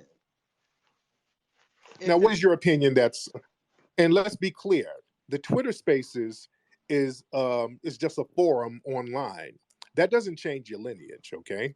People disagree, they talk or whatever, but a Twitter Space is not going to determine what your lineage is, no matter what's being right, said in a Twitter I Space. agree Let's be with very you. clear. The problem, Tariq, is that's your opinion, but for the people that host the Twitter spaces, they don't feel that way, and they certainly don't have dialogues, in that manner. Now, let's be clear. Now, I've stood up and fought for many Black people, transgender, Black LGBT, especially in this Ed Buck situation. I was very instrumental early on with getting justice for the LGBT brothers who were harmed by the suspected white supremacist Ed Buck. And they finally put him in jail for 30 years, which I don't think was enough. But again, I used to provide a forum years ago, having LGBT brothers call up telling us about Ed Buck and how they knew about him. So we've always worked with our LGBT brothers and sisters. That's not a problem. The only issue that some people So, might take but is what type of LGBTQ person are you accepting us? Because from what I see, and this is my opinion, because I do know, I am friends with Marcel. We've had conversation. However, it appears that if you're someone like me, so I am Black clearly, but I'm also a right, trans woman. Those things right. are synonymous with me. They're one and the same. I don't distinguish the two communities. I am Black, but I'm also trans. I don't hide my gender or sexuality. It seems like you have to, you guys like people, Black LGBTQ people that are still closeted. So when you say, well, we don't care about what you do in the bedroom, just keep it in your house. Why do we have to keep that in the house? We should be out and about on TV like everyone else, in public, in the media, in press. That's the problem Okay, that I okay. have, Okay, is that you okay. This is what promote. it. Okay, this. I'm sorry. Okay, this is what it sounds. Okay, okay. What it's because when y'all start talking like that, what it sounds like ultimately when you break it all down, because look, when Black folks say, hey, we don't care what you do, well, you should care. And when y'all keep talking, it ultimately gets to basically, how come y'all don't date me? That's what it really boils down to when you start peeling the layers back. That's where this is going. What y'all want is people to date you. And if we have a choice not to want to date you, that's our choice. Let's be very clear, because I can see where this is going, and that's where the argument is going. If we don't want to date a person What who's are a you talking trans about? person, no, because that's where this is really going. Y'all really want, okay, how come y'all just won't date us? How come y'all Black dudes don't want to openly date us? That's really where it's going. And some of us don't want to. Shit, we have a choice not to want to date you. Do you think that's fair that Black men should have a fair choice to not want to date a trans person? So I have no idea what you're talking about, Tyreek. But yeah, people can Okay. date who they want to date. I was trying to have a serious dialogue with you. I don't I'm quite very sure serious. understand the point that you're trying to make. I'm being very serious because that's usually where the conversation goes. When you talk about we're not accepting of you or whatever, no, we don't care what you do. But you just say, well, yeah, I want to be open, I want to be out. No, well, that goes into the dating thing because you're already open and out. If you're walking around and you're being a trans person, you're already open, you're already out. So What do you mean by that? You understand? So there's a lot of disrespect, the misgendering in particular that's happened my entire life. And it's just very juvenile to not be able to address a Misgendering how? person. What do you mean misgendering how? So I don't have any affiliation with a man. So bro, bruh, brother. In many secure the tribe spaces, the constant misgendering, even though some may be joking, it's ill will intent, and it's just Okay, and let me tell extremely you. Okay, immature. And so hold when we on. say we want respect, that's what we mean. No one cares. I Okay, don't.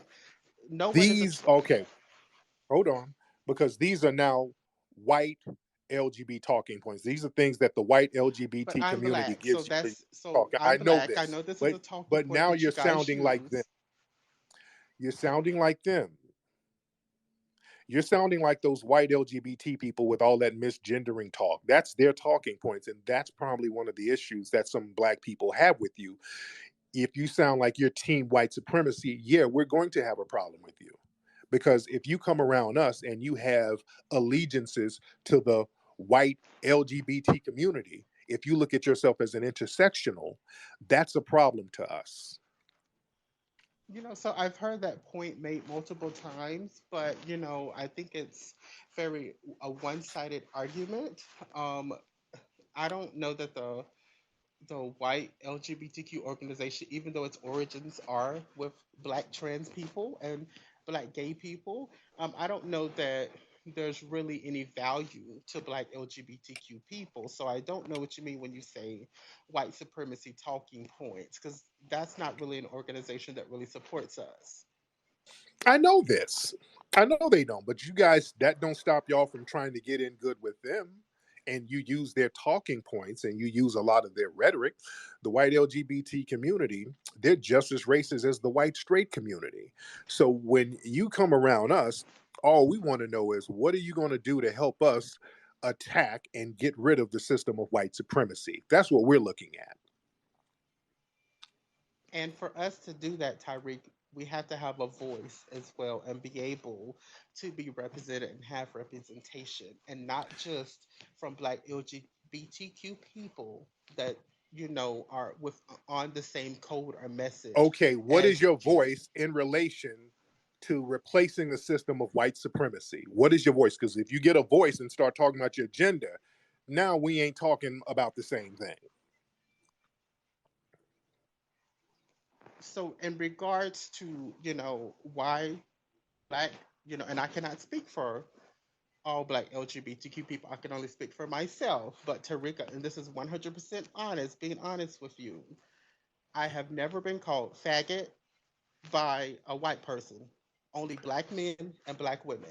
And that's why you I've don't have a never voice. Because I again, have if you get a never voice, and this is the problem, I have when never y'all been get a misgendered okay, by a white person. okay, this is you putting the Never. cape on for white people. Here, this is why people have a problem with you, I'm telling you TS. my experience as an All right, this is individual. why they have a problem because this is caping for white people. Oh, white people, it's y'all niggas that treat me bad, not the white people. That right there is a problem.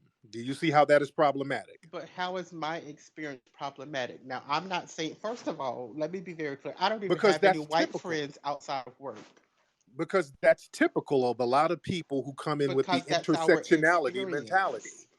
But it's our experience as a Black LGBTQ people. Perhaps maybe Black lesbians have a different experience because there is a double standard in the Black American community.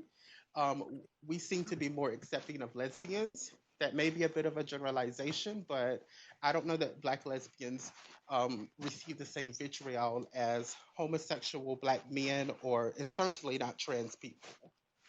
But in my experience, I'm telling you the truth. I've never been misgendered to my face by a white person, nor have they, you know, Because you don't have daily interactions with white people because they don't allow you to. That's a very that's bad faith argument. absolutely false, Tyree. You don't live in a white neighborhood. No, you don't live I in a white absolutely neighborhood. do live in a white neighborhood. You don't white people don't give you access to their communities like that. especially the white LGBT communities. You just admitted that. You said you're not really down with the white LGBT community like that. A lot of you aspire to be, but you don't get anything from them and you don't live among them like that. You So I understand? absolutely live in a majority white neighborhood. I don't live in a majority black neighborhood. I have my reasons for that. Uh-huh. But in my And do day you to day, work? And Giselle, do you work? Do you work? yes, I do. Where do you work? Do you work a square job or are you in the sex industry? Both. Okay. And that's another thing. Again, there's always this thing where black folks, especially many people in the black LGBT community, you have to work on the underbelly of white society. The only relationship you have with them is a red light district relationship. It's this plantation, gutter sex type of relationship, which is indicative of the system of white supremacy. And that's a problem. And just because the tricks are nice to you, that doesn't mean that you're still not under a system of white supremacy. This is why it's so easy for you to sit up and attack black people and say what black people are doing wrong, but you got the capes But on for the white people. why is it that I'm attacking my own people because I'm telling the truth of my experience? Well, it's not systematic. Just because you've had some experiences with black It people who absolutely called you is a name, systematic. no, it's not. What system is allowing that? What black system do we I think control? that, you know, I hate to, speak in general terms, but I honestly do believe that if you were to survey a majority of black LGBTQ people, we certainly have had the most negative experiences with our own fellow black people. What That's system? not talking down on What black people, system that's do just we the truth. control? I want us to be better and more accepting. There are other races that I do think are more accepting of the Accepting how? LGBT community. Accepting how? Where are we not accepting you? You're accepted everywhere among black society, in black churches, black Because homes. we live in America, and a lot of the content that I hear in these spaces, you have to make them online because you can't make them at work or on your social media because you would be terminated from your job because it's hate. Everyone is entitled to their own opinion, but Okay, you you're also losing me. have I don't know to what you're accept talking about. You just responsibility lost for me. what you say. Okay, you kind of lost me on that. I'm gonna ask you again because you kind of lost me. Where are you not accepted in black society? Black LGBT people, they go everywhere in black society. You're all over. So who's not accepting you? What are we? What are black people denying you? We don't have a system to deny you of anything. So accepting, of course, this is America. We have free will to do and go as we choose and please. But when you're in a room and people are uncomfortable with you, That's as a that's trans person, anecdotal. That's anecdotal. What are black people systematically denying you and depriving you of, Giselle? for me, it's about respect, being able to That's go. anecdotal. Respect is not anything that's quantifiable. That's an opinion. You can't quantify respect. We're talking about what's being denied by black people. What are black people depriving you of or denying you of? So You of see, course, from a systemic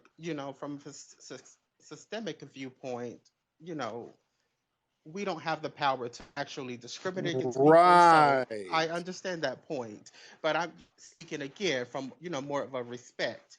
I That feel you that can't I'm a quantify model that. citizen. You can't you can't quantify respect. Hell, no straight people don't get respect everywhere they go. That's something that we can't quantify. We can't sit here and talk about how everybody got to get respect. We can't determine whether we're gonna get respect or not. So that's a conversation that we can't even quantify.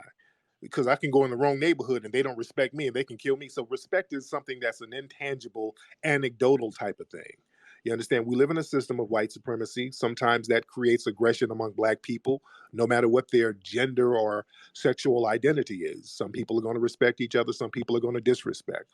Me personally, I have respect for everybody I meet. If you're transgender and you're trying to fight white supremacy, or LGBT and you're fighting white supremacy, I got respect for you. Brother Marcel, I've donated money to his campaign. I'm rocking with that brother heavy and other people like him.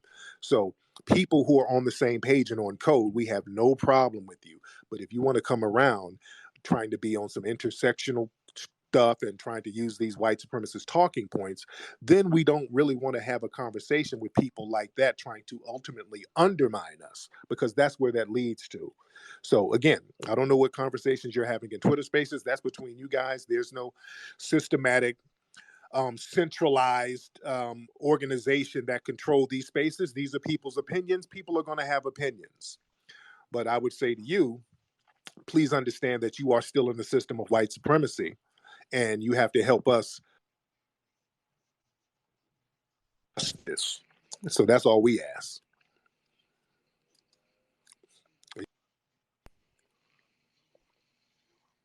Hello? So I think I may have been in the matrix a little, but yeah, I received that point. What I was initially going to say, Tariq, was I'm at an intersection now. If where do I want to go? With FBA, because I know that it is lineage, but this is still a community, and so I'll have to make my mind up on where I choose to go. But thank you for actually giving me time to speak. Often I'm muted Right. and booted out of rooms. So I appreciate, you giving me this opportunity to have somewhat of a dialogue. I know that you're not always the most popular person, but I still like you. I am the most popular. Everybody likes me. Who would not like me? I'm the most wonderful person in the world. But there you go. All right, Giselle, thank you so much. All right. Okay, so we got to be very clear. When a lot of folks come around talking about, yeah, man, y'all, the black folks don't be accepting me and my gender and whoop-de-whoop, what that ultimately boils down to, how come y'all ain't trying to date me? That's really what it's about. A lot of these folks are mad because black dudes ain't really trying to date them like that. All right? And people got that right. This whole thing where if we don't date trans people, it's somehow some kind of civil rights violation. They only put that nonsense on us. That's really what it's boiled down to, guys. I'm telling y'all, that's really what it boils down to. How come brothers ain't trying to date transgenders? We're the only group who are told if we don't date these certain people, then we're violating somebody's rights if we don't choose to date them. Everybody else has a choice on who they should and could date. But no, this is that whole buck breaking thing that I talked about. See, we got to watch out for these buck breaking tactics. That's why it gets called out very early. All right, let's get some more people in here. All right, y'all raise your hand. How many folks we got in here? Damn, we got 1,400 people in here. We're in here heavy. All right, let's get Alberta in here. All right, let's get Alberta in here. What's up, Alberta? How's it going, Tariq? What's going on, Alberta? You're the Canadian guy, right? How do you fucking know about me, first of all? Okay, well, first of all, watch your little potty mouth, Mr. Man. Shut the fuck up, Tariq, boy. Okay, calm down. You Lord. a lame. Okay, calm down, Mr. Mayonnaise Man. Good Lord. You had a bump of that crystal meth. It got you very hyped. Calm down. All right, Mr. Man. All right, pull your pants up. You're not with your Boy Scout instructor. Pull your pants up. You're getting too excited too soon. All right, now let's try this again. Now you're trolling, but at least pace your trolling. Pace your trolling. Tariq, I'm not patiently trolling you. You are one of the biggest trolls I've ever known. The most successful FBA troll that is in existence. Yes, indeed. All right. So at least you admitted it. At least you admitted it. I might be. So yeah, no, you definitely are. You definitely are. I already see through. Okay, stop babbling. Okay, don't be a bitch now. You're babbling like a bitch. Now slow down. Take a bite of your tuna casserole and relax. Now let's say what's on your mind. There's no tuna casserole here, my guy. There's Go just. ahead. Now what's on your mind? Now what city are you in, by the way, sir? Edmonton, Alberta. Okay, there you go. All right, so did you have anything constructive that you wanted to include in the dialogue, sir?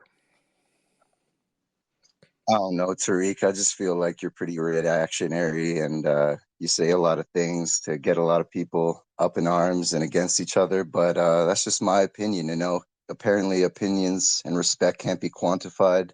And my respect for you is impossible to quantify because, I mean, there's not really. Now, why do you think I rile people up? What do you think I do to rile people up? Man, you do this shit on purpose, bro. It's hilarious. Like, we're aware of what you do. What do I do besides tell the truth? No. You don't tell the truth.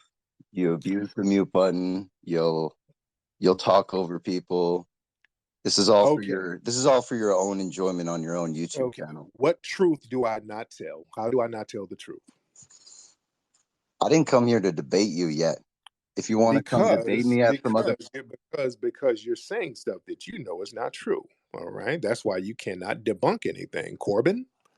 Now, Corbin, can you tell anything that I've said that was incorrect? Because I'm pretty honest about a lot of stuff I talk about. Can you point to anything that I've ever said that wasn't correct, sir? Listening in to more than 15 minutes of you going off about how it's one thing that this person doesn't understand, that person totally understands. Corbin, listen, I asked you to point to anything that I've ever said that was incorrect. What do I say that is incorrect? You can call me a white name. I don't care. It doesn't affect me. It's okay, you Corbin, realize that your reactionary tactics don't work on everybody, right? Look, Dakota, can you name anything that I've said that I said that was incorrect? This is the shit that Dakota, stop it. Can you say or name anything that I've said that was incorrect? I'm just asking you a question, Dakota. Go ahead. Dakota, please unmute your button, sir. You mean you have to press the unmute button because you abuse the power here, Tariq. And you control the narrative. So you do what you want. Okay, Skylar, you're just whining right now, Skylar. Are you just going to whine? Skylar, shut the fuck up. Are you just going to whine? I don't want to hear no man whine like a bitch. Okay. If you want to talk, but I'm not trying to hear no dude whine. If you're trying to have somebody listen to you whine, I'll get transgender Giselle back on here and I can hook y'all up with each other's number and y'all can talk it out. But I don't want to hear you whine. Damn, bro. You're going crazy. Okay. Are we done? Have you run out of troll material, sir? No, there's no troll material. You're just a fucking goofball. Okay, so look, little Skylar, I'm going to let you go back to your little crystal meth pipe and your comic book, sir. So you have a good day, Skylar. All right, because you were just whining like a bitch. I don't want to hear no dude whining like a bitch today. Okay, that's not what we're doing here. We're having grown man talk. All right. That's what we're doing today, baby. Let me get my dude Great Black Shark up in here. Let's get Great Black Shark up in here. I can hear your family. How are you, sir? I'm doing good, man. First off, salute to you and everybody in Twitter spaces that have been keeping the pressure on with these reparations. I'm going to take off on this plane and land it real quick. To the transgender person or however they identify as, when you come into these spaces and you see that we're talking about producing justice, getting race soldiers punished, and everything else that we need to take care of as foundational Black Americans, don't come into these spaces trying to make it all about you. The brother Marcel is on code. Every time he speaks, he's a surgeon with what he's talking about. And if you're going to be in the LGBTQ community and represent your people, that's the way you're supposed to do it. He has set the standard and the bar for that. So before I wrap this up real quick, I'm going to make this open challenge to any other LGBTQ person. If you're going to come into these spaces, how about coming here and talk about constructive things like trying to get more of the Ed Bucks punished? That's all I have to say, brother. And, thank you for everything that you're doing, bro. Much respect, family. Real talk, man. Look, our brother Marcel is part of, he's LGBT. He's a rider, though. That brother's straight up and down with the business. So we support him heavy. I'm going to go out of my way to make sure that brother get elected out there in South Carolina. I donated a lot of money to his campaign. I ride with that brother heavy. That's our good brother. We do not have a problem with anybody and their sexual identity. When people start talking about that type of stuff and what we don't do and need to do, these are folks out here just trying to get a damn date, man. They're trying to take it somewhere else. Yeah, you understand? So we got to watch out for that. We ain't got no problem with anybody and their sexual gender or identity or whatever, but you need to ride with us as far as producing justice. We're out here trying to get tangibles, and we're trying to get justice, and we're trying to produce justice and punish race soldiers. We don't have time to talk about what's in anybody's thong. I just don't care. We got other things we got to talk about. We got other business we have to attend to. All right. And we're going to stop and then talk about how much black folks don't respect you and all that. Now we getting somewhere else. All right. Let's get Abdullah in here. Let's get Abdullah in here. All right. Abdullah. Hop on, Abdullah. Turn your microphone on. All right, Abdullah. After Abdullah, we're going to get Blunty in here. But Abdullah, hop on, man. Waiting on Abdullah to get his iPhone 1, the bandwidth to kick in. Hello, Tariq. Okay, we'll get Blunty. What's up, Blunty? Yo, Tariq, what's going on? All right, Blunty, I hear an accent. Are you in the UK? Yes, bro, I'm in London. Okay. Are you a white man? No, sir, I'm Somali. Somali, there you go. So what's on your mind, Blunty? Yes, bro. Just to go back to the topic of the space, do tethers try to clout chase off FBA? I think they definitely do, for sure. Like most of the other people have said, they've said that the tethers don't really have any claim to fame or anything to really hold their name off of. So what they try and do is trying to speak down on FBA and try to talk down on Black Americans, because it's a way of low-key clout chasing for white people and try to low-key get brownie points from the white supremacists. And it's very tacky and trashy for sure. And it's like that other dude said, the other tether that recently called up the Somali dude. He's just babbling on and just like whining for sure. And he's just going on and on and on. And he doesn't want to acknowledge what's going on over there in Somalia, for example. It's just a huge mess. Yeah. And all right, Blunty, let me get some more people on here. Thank you so much. Hold on, we got English speaker. Hi, Tariq. How are you? I'm good. How are you, ma'am? I'm doing well. I just want to... There's a lot of noise. There's a lot of noise in the background. Where are you, dear? Oh, I'm on the bus going home. Okay, Lord. You on a Greyhound? No, I'm on the city metro. Okay, about to say. Lord. Sister, what city are you I'm in Seattle, Washington.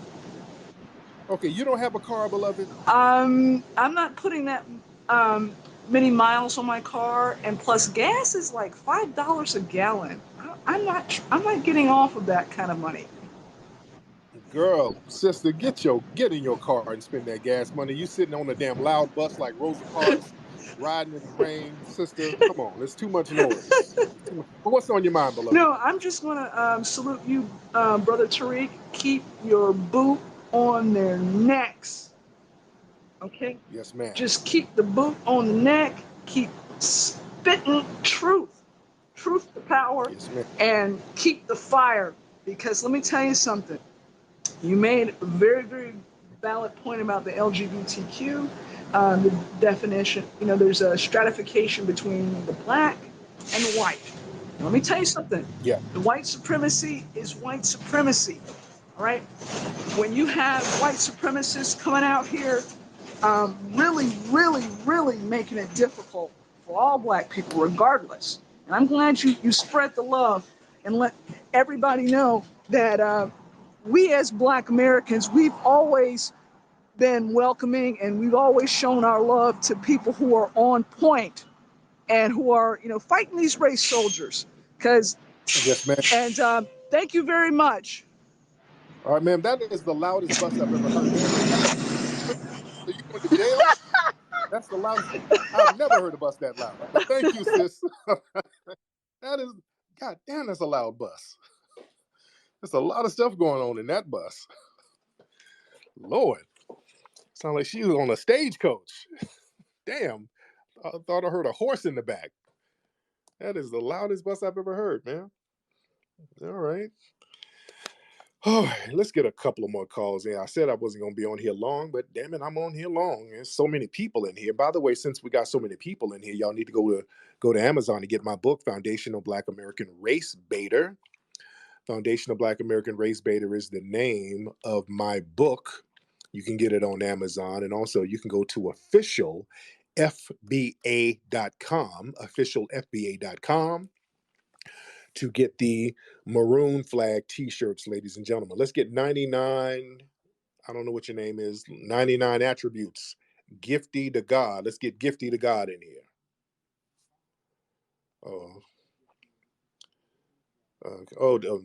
I'm trending. Oh, somebody shout out to Bishop Swan. I'm trending. Lord, okay. They got me trending. Okay, 99, hop on. Peace. No, I ain't want to talk. I'm just sitting here listening. Okay, there you go. Good deal, man. Shout out to you though, brother. Now, man. Much respect, fam. So yeah, they got me trending on Twitter.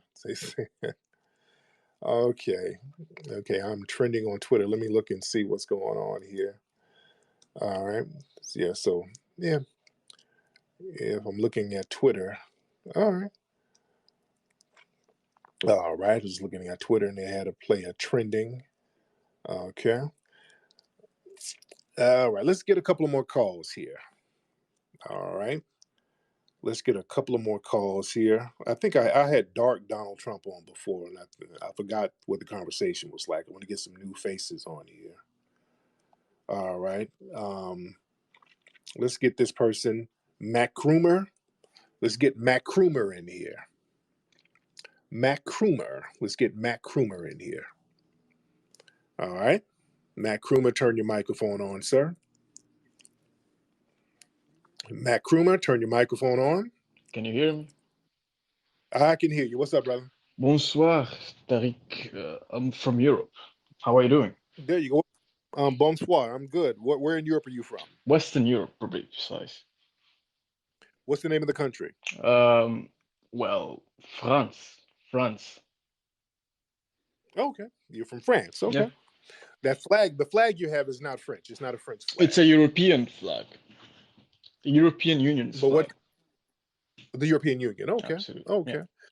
All right. So what's on your mind, sir? Well, I was thinking you've never really expressed your opinions towards Europe or Africans in Europe. What do you think? What do you make of that?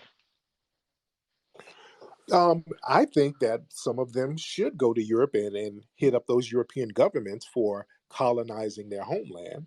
So, and I've been to European countries, and the African brothers and sisters are very thorough. The ones I've encountered up there, especially in the UK. I got some riders in the UK.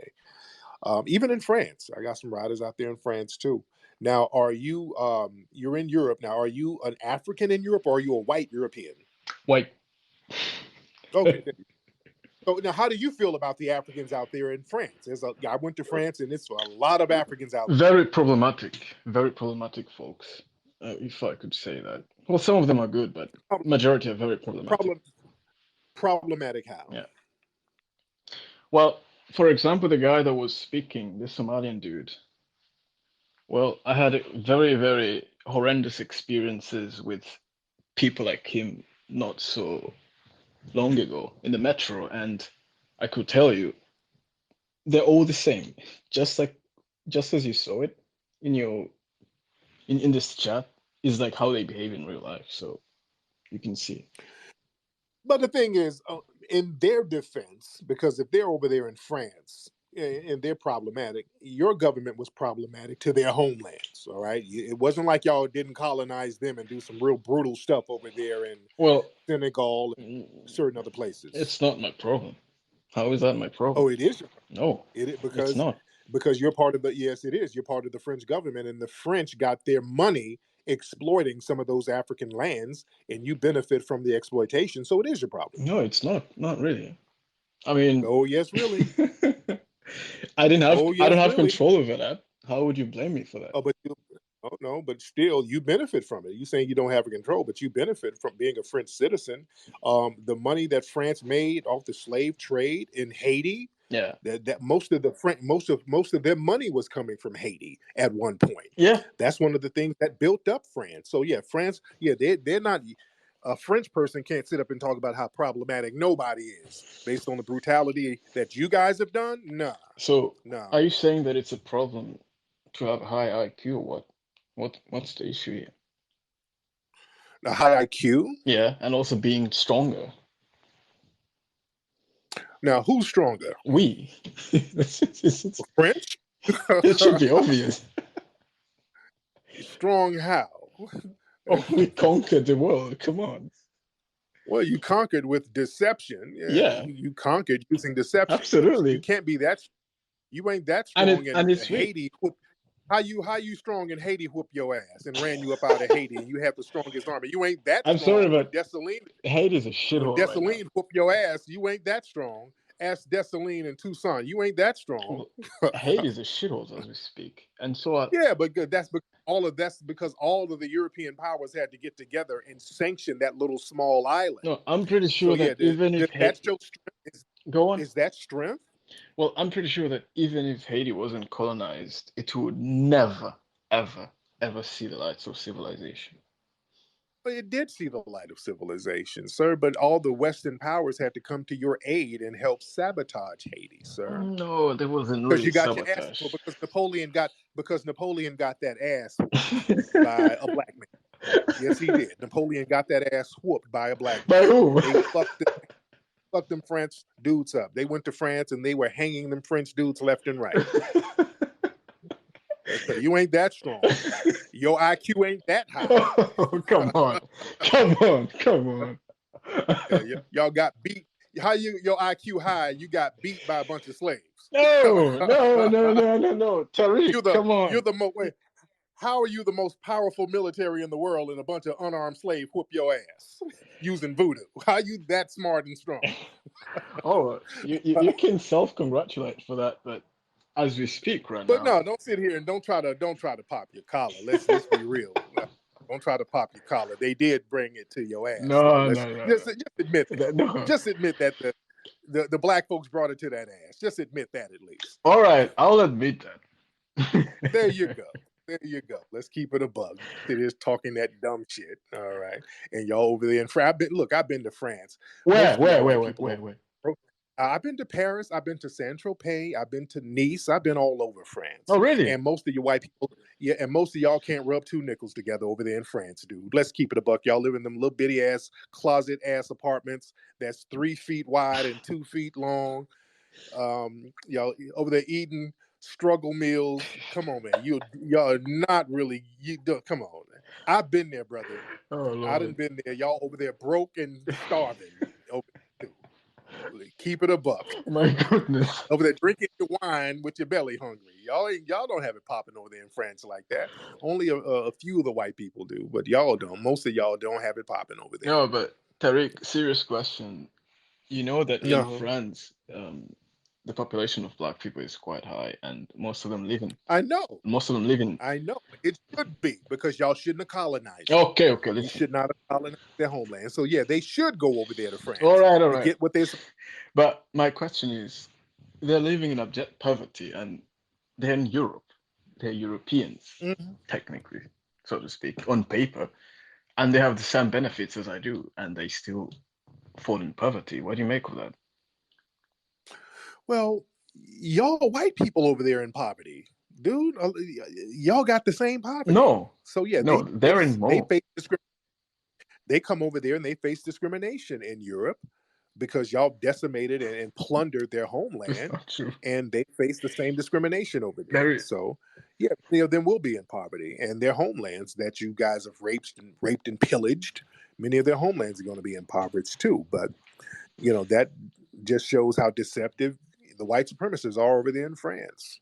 You understand? And how degenerate they are. Look, I've been to those museums. Y'all plundered all Africa. All of those African artifacts are over there at the Louvre. Louvre, you mean? They're over there. Yeah, so I already know. I know. I've been down to the Louvre. I've seen all that stuff over there. Yeah. But over there in France, though, they've always had, the white elite, finessing the poor whites. That's why they got Versailles over there, that big old palace. And you had those rich white people living in luxury and everybody's starving. And they're like, let them bitches eat cake. They told y'all bitches to eat cake. That's Marie Antoinette. Yeah, like, fuck them. Let them eat cake. And then they had to storm the castle. Yeah, so, I already know. You guys will stop deflecting onto the black people and look at the white elites over there whooping ass. All right. Well, Mr. Tariq, I very much enjoyed this conversation. It's getting late over here, so I have to leave. Thank you very much. All right, man. Well, go ahead and eat your ratatouille, and you be good. All right, brother. All right. Cheers. Yeah, he thought he was gonna get on the phone and have me join with him dissing the Africans. Oh no, no, no! It doesn't work like that.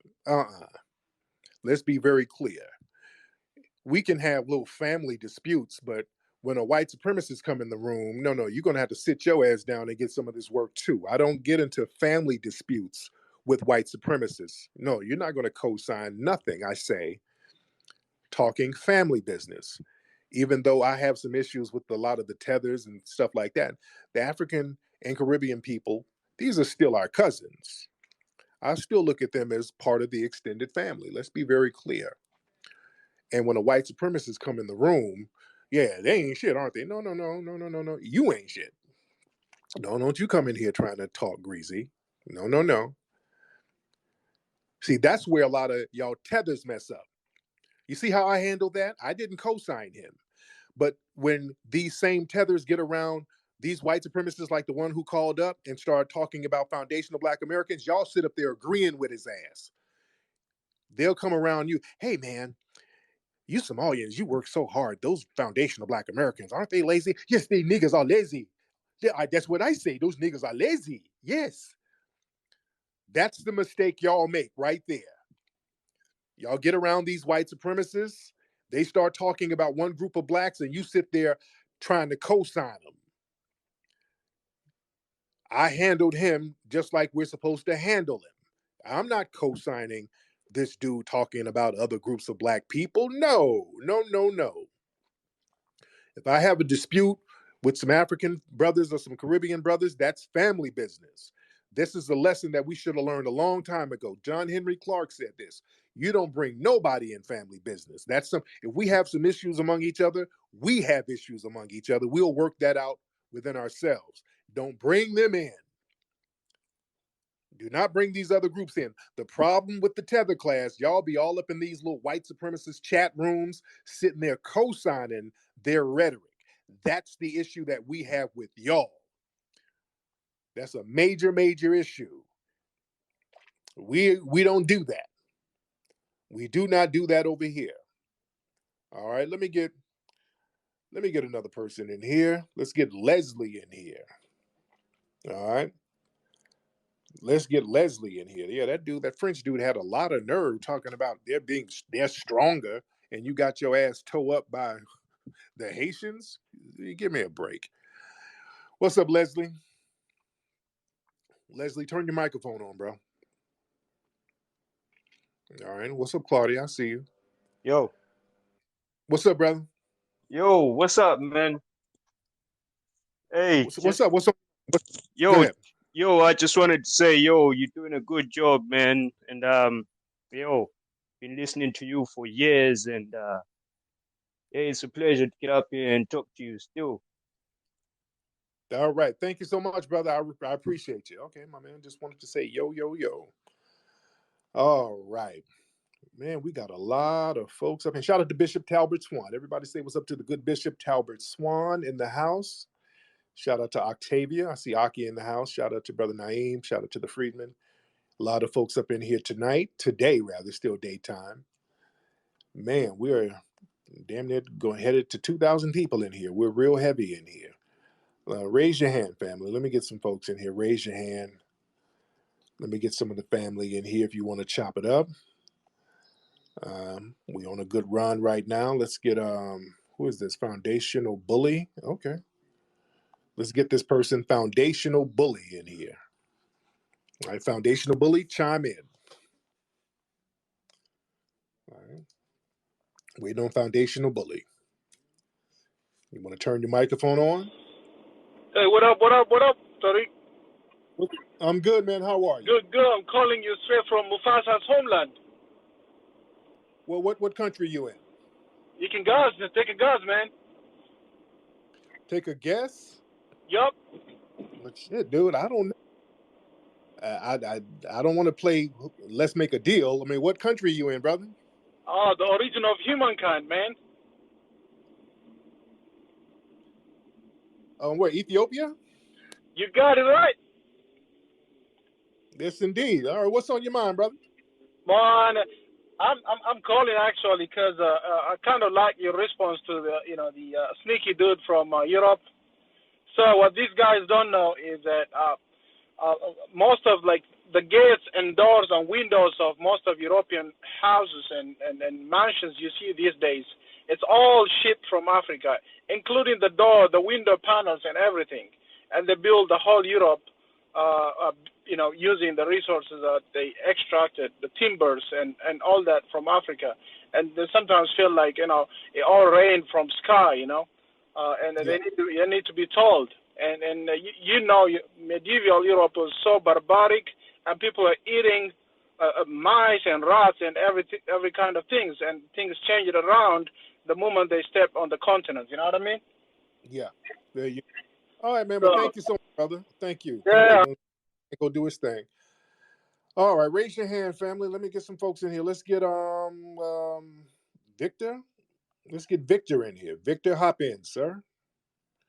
We're going to get Victor in here. Yes, I'm trending. I see I'm trending on Twitter right now because the room is lit, ladies and gentlemen. But Victor, hop in, sir. How are you doing, Tariq? It's been a while. I'm good, Victor. What country are you in, Victor? I'm in the United States of America, but I'm originally from Lusaka, Zambia. Zambia, okay. What city are you in now? I'm in St. Louis, so I'm trying to help, a lot of, Black Americans here and stuff like that, promoting candidates that, are concerned about the Black community. I don't just promote anyone. I look at everything that they're trying to do, what they say, how they're thinking, who they're interacting with, and I kind of base my judgments on that. I just had only 2 questions for Mr. Tariq. What the hell is a tether? Yeah, I told somebody earlier, tether is somebody who tries to come in, duplicate, replicate, and then undermine and then eliminate another person. So that's what a tether is. It's based off the movie Us. If you saw the movie Us, you'll understand what a tether is. That movie was made by a black director, right? I think Yes. Let me get some more calls. Thank you so much, bro. Let me get some more calls in there because I want to speed it up. I don't want to slow the vibe down here. But thank you for calling, sir. Let me get a couple more people. Let's get Rio B. All right, let's get Rio B in here. All right, let's get Rio in here. And then we'll get Brandon in here. Let's get Rio, then Brandon. All right. All right, Rio, hop in. Hello. What's up, Rio? Wait, who is this? Rio. Which one is this? Rio B. All right, what's up, Rio? What's up? Yo, what's up, Tariq? I'm a follower of you. I listen to a lot of your videos on YouTube, and honestly, I just decided to listen in on what's going on this Twitter space. I usually don't listen to. Thank you so much. Let's get Brandon in here. Brandon, hop on, sir. Hey, can you hear me? I can hear you. What's up, Brandon? How's it going, man? I've been trying to get on one of these for a while, so I'm going to try to make it as quick as possible. This whole thing of pushing for reparations and us trying to get policies and things like that changed that will better affect us. I think that we all need to get together as a group or get on board with the idea of just as Black people pulling our money, changing the way that we shop. If enough of us pull our money from big corporations, the same people that are bribing the politicians and telling them what laws and policies to create, the same people that are writing the policies and having the government push them through Congress, those people, once the money flow stops, that's when they'll reach out to their employees, our government, and tell them, look, go find out what's going on. And that's when their people will start listening to us. I don't think a lot of people understand that when you go out there and you shop, the money that you spend in these big corporations, they are used to finance our government or to bribe our government. And when you're shopping, you don't know who you're giving your money to, what man or what woman, what organization you're giving your money to. So real quick, and I always tell people stop shopping, and they think that, well, we're not supposed to go out and buy things. You can go out and buy things, but you got to change the way you shop. Don't shop at big supermarkets. You can go to mom and pop shops, farmers markets. Just take your money away from the big corporations like Walmart and Kroger. If you're going to buy clothes, don't go into some big chain. If you want to eat out, don't go to some big chain restaurant. If enough of us do this, after a while, once the money flow stops, that's when they'll start to reach out and say, hey, what's going on? These black people ain't shopping with us no more. Find out what they're looking for. That's the only time. Thank you so much, bro. I had to get you to land that plane, brother. But thank you, brother. Thank you for your input. Let me get some more people in here. All right, because I kind of want to run through this quickly because I'm not going to be on too much longer. Let's try to land that plane and park the truck pretty quickly. All right, let me get some more people in here. Let me get some more folks in here. We got a lot of people in here still. All right. Let me get a couple of people. Raise your hand, family. I'm going to get some new faces in here, some people that have not been on here. Let's get, hold on. Let's get Amurit. Let's get Anurit. That's the person. Anurit. Oh, what happened to you, Anurit? Okay, let's get, come on, who's this person? I tried to add Anurit in here. I don't know what happened to Anurit. All right, let's get, okay, this brother, let's get brother Michael in here. All right, Michael, get in here.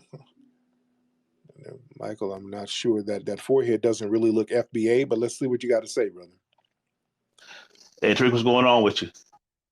What's up, brother Michael? How are you? I'm doing great. And what do you consider about the idea of, let's say instead of a cash payment for reparations, or let's say we don't pay tax for the next 100 years, no taxes for the next 100 years?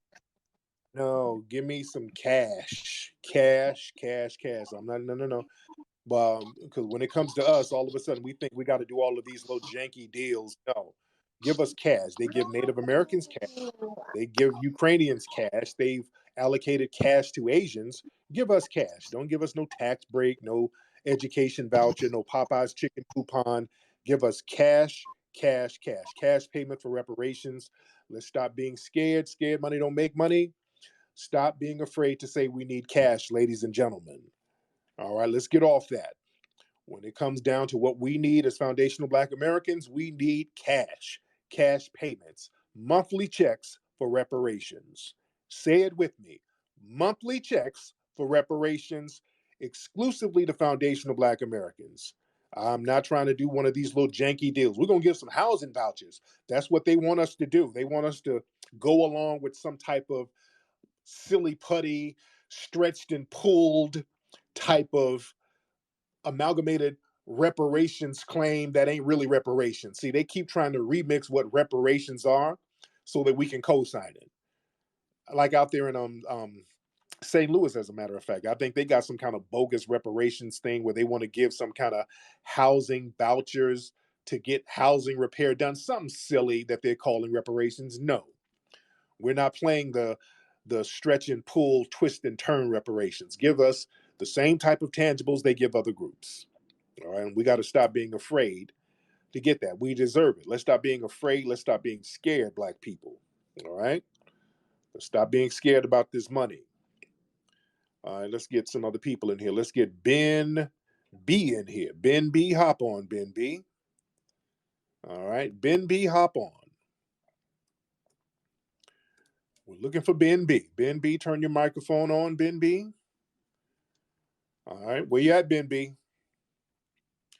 And while we're waiting on Ben B to get his iPhone 1 going on, we'll look for some other people in here. All right, who is this person? Who's cooked? Somebody cooked, okay. Somebody named Cooked. So Cooked, hop in, Cooked, while we're waiting on Ben B. Cooked. Turn your microphone on, Cooked. All right, Cooked. All right, don't get in the request queue if you're not ready to chop it up. Okay, Ben. All right, Ben, you had your microphone on for a second. All right, let me get some more people while we're waiting on them to get their phones together. All right, let's get a Wave the Technique in here. All right, we're going to get Wave the Technique in here. Wave, he has his child picture in there. What's up, Wave? What's up, Tariq? How you doing? Great space you have on tonight. Thank you for having me. For one thing, as a non-FBA myself, in response to the question, I believe they do try to clout chase off Black Americans. I mean, I see it in my own family. I see it in my community, immediate community. Even so much so, that whole hip hop talk. I've had debates about that in my family as well. I mean, I've always had respect for the foundation of Black American family myself. And your family's Jamaican, by the way. No, right? no. My family come from Haiti. Okay. Now, what did your family say about hip hop? No. My family, for the most part, they aren't Christians, but I have friends who believe that that Kool Herc was Haitian for good. Oh, wow. It was just that crazy. Wow. All right, man. Thank you for the call, bro. Let me get some more calls in here. Thank you so much, brother. All right. It's Cooked. Is your phone ready, brother? All right, Cooked, where you at, man? All right, while we're waiting on Cooked, let me get some more folks. I'm trying to do this thing as fast as possible. Let's get who is this person here? We got a lot of folks in here. Let me see how many people we got in here. We're in here heavy. We're in here heavy. Let's get come on, man. We got so many people in here. Let's get Azar. Let's get Asar in here. Asar, how are you? Hop on. Asar? Turn your microphone on, Asar. Okay, a lot of y'all got to get your phone game in order. A lot of you got to get your phone games in order, ladies and gentlemen. All right, let's get Philly Abroad. Let me get Philly Abroad in here. All right, Philly Abroad, hop in.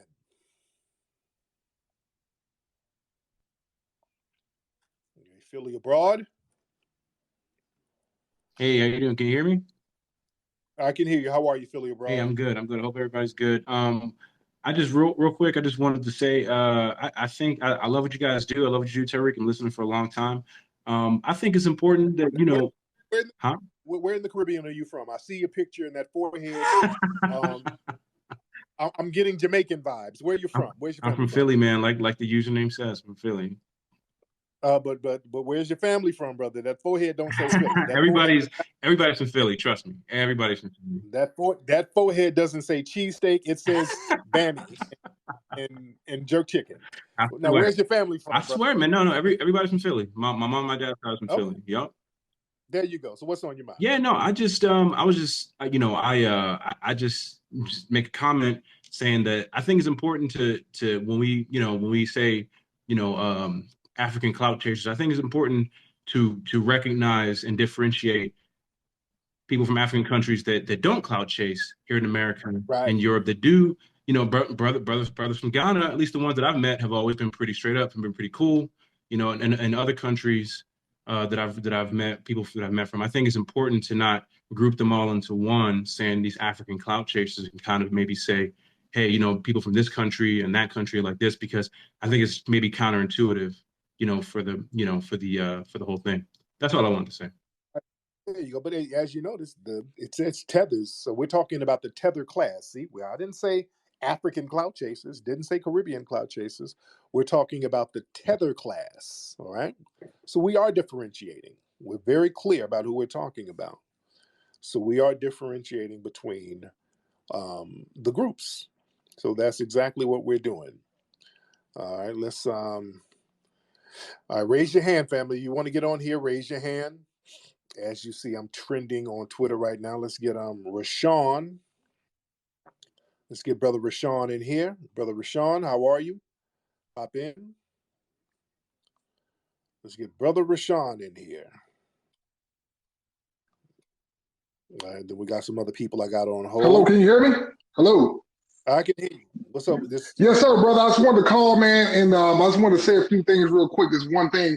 I was married to a Caribbean woman some years ago, and and her family, we would all get together for stuff, and they would always make a distinction between the Caribbean black people and the Well, this American. brother, your phone. I don't know what happened to your phone, but it sounded like your ex-wife's family got a hold of your phone, brother.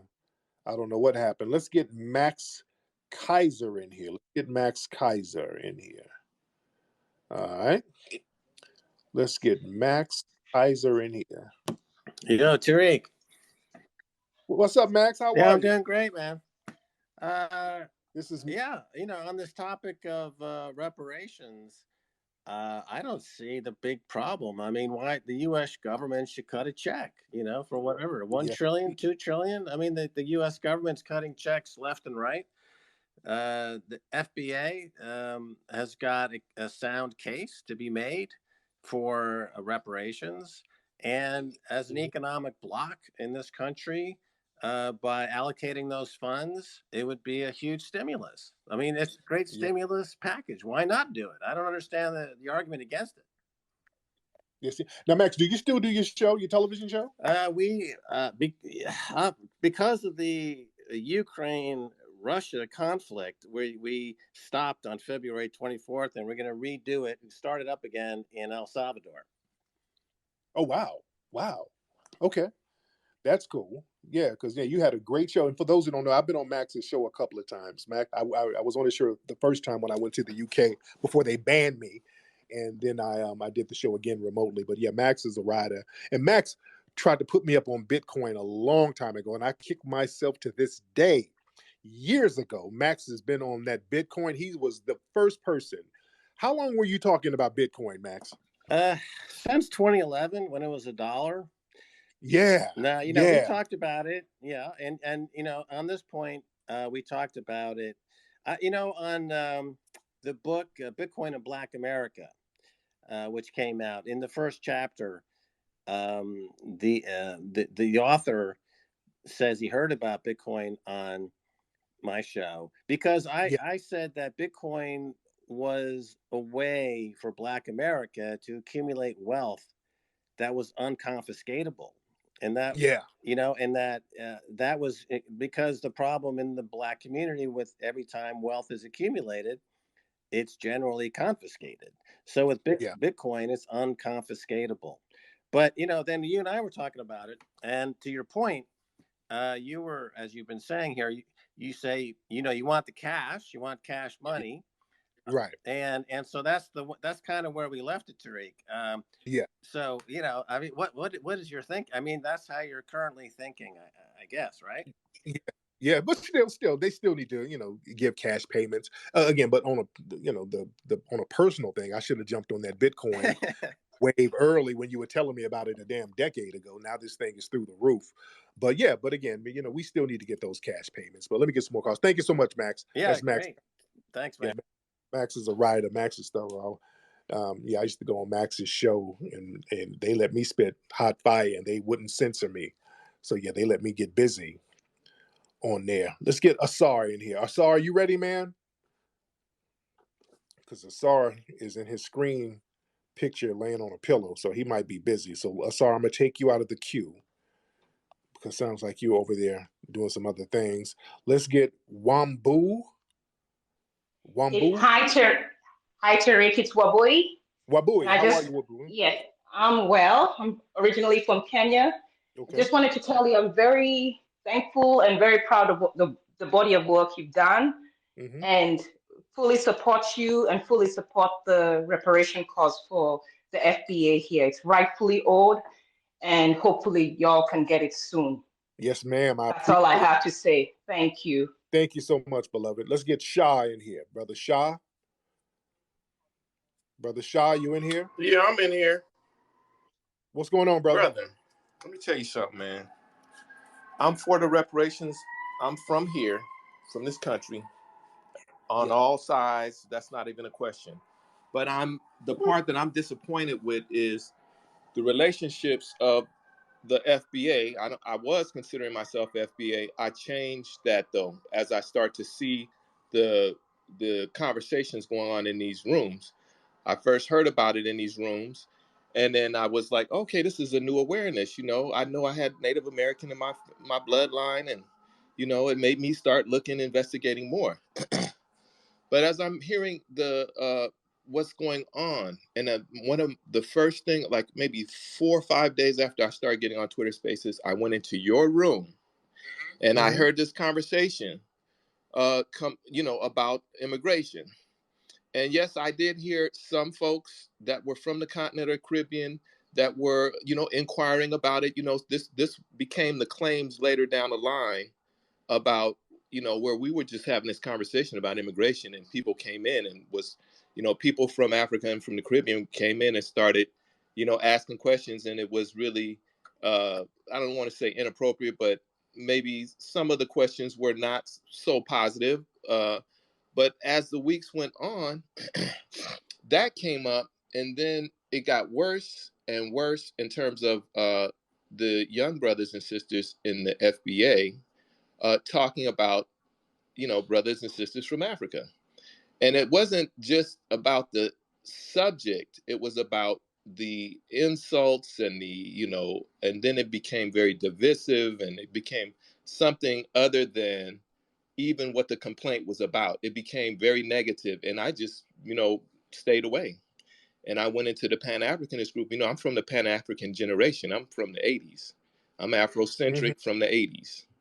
So it's not good, because it's dividing us as a people, and even with the claims that are being said, I grew up in a young 20-year-old going into African community, learning the arts, the music and dance. Some of these things that are being said, we discovered these things. We learned about each other. I'm studying dance and music from Congo, Guinea, Senegal, Mali. And now, what African country is your family from? I believe Congo, and I believe Mali, Yoruba. I got Yoruba stuff, but when I say Mali, that's a large area.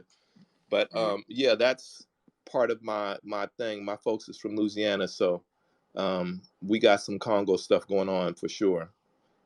Now, when did they immigrate here? When did they come here? Well, I got on my dad's side, we go back to the Bowsers, and the oldest Bowser came from Morocco in about 1820. He married Nat Turner's daughter. And then on my mother's side, when I went to the record halls in Opelousas, it just went to my grandfather, and it wouldn't go any further than that. Okay, so if it's 18, we're talking about early 1800s. How would they come from the Congo when the slave trade from Africa was outlawed? Well, when I say they come from the Congo, I discovered in my own lineage that we come from the Congo. That from how genetically, you did a genetic. It was spiritual. It was not. I've never done genetic. It was spiritual. I'm a Babalao from the Yoruba tradition. So how'd you do a spiritual test to determine that you came from because Congo? I deal with ancestral. I'm in an ancestral, kind of society connection thing. So the spirit told you came from the Congo. Not only that, but as well, there are things that my family did. There's sort of the phenotype of my family. So there are other indicators in my family that says Congo, the area where my mother's from. They have they're Congo people. There's other connections too. There's a lot. I mean, this is 30, 35, 34 years of research. And this is why we are acknowledging our foundational Black American lineage, so we don't have to play spiritual guessing games. Well, it's not a spiritual guessing game, brother. It's a lot of information that I'm not, going to necessarily tell y'all that I have told, I have spoke about in other rooms, but I have Native American as well. Black American or you're not. Either you are foundational Black American, it's not a group that you can on my grandmother's side. I mean, see, now we're qualifying what I'm from. So on my grandmother's side, my mother's side, my grandmother, the only thing that we know about them about any Native American is that her grandmother wore a headband with a feather coming out the back. So the area she's from is Opelousas. So probably if it's going to be that connection, it'll be Atakapa Indian from Opelousas. That was my grandmother's grandmother. She didn't speak a lot. She didn't come around a lot. But her mother look like she's from Nigeria. My Right. grandmother my great grandmother looked like she's from Nigeria. I've been posted a picture of her in the nest in the jumbotron about a week ago. So yeah. But yeah, but the thing is, look, man, if your folks are from Louisiana, man, there's so much rich history that foundational Black Americans created in Louisiana. Absolutely. Man, you don't have to Congo play the Square, the Indians, the Black Indians, you know, they got the Congo Square, they got all of this stuff. Those are our retentions. There's a lot of African retentions. They got this thing called Juves that they do in Opelousas in parts of Louisiana. It's called a Juve. And it's like a dance, you know, it's a dance. I want to learn more about it. Yeah, they did it in South Carolina too, and they also do it in the Bahamas now. But yeah, they would do the Juve. They would do that. They would do the celebration as a distraction during Christmas so that people could escape. A lot of the slave revolts and escapes would happen around Christmas, and they would have the Juve celebration, and a lot of Black people would escape. That's an amazing history, man. We're going to be celebrating that Juve during what we're calling a Rutasase, a foundational Black American holiday starting in December 24th.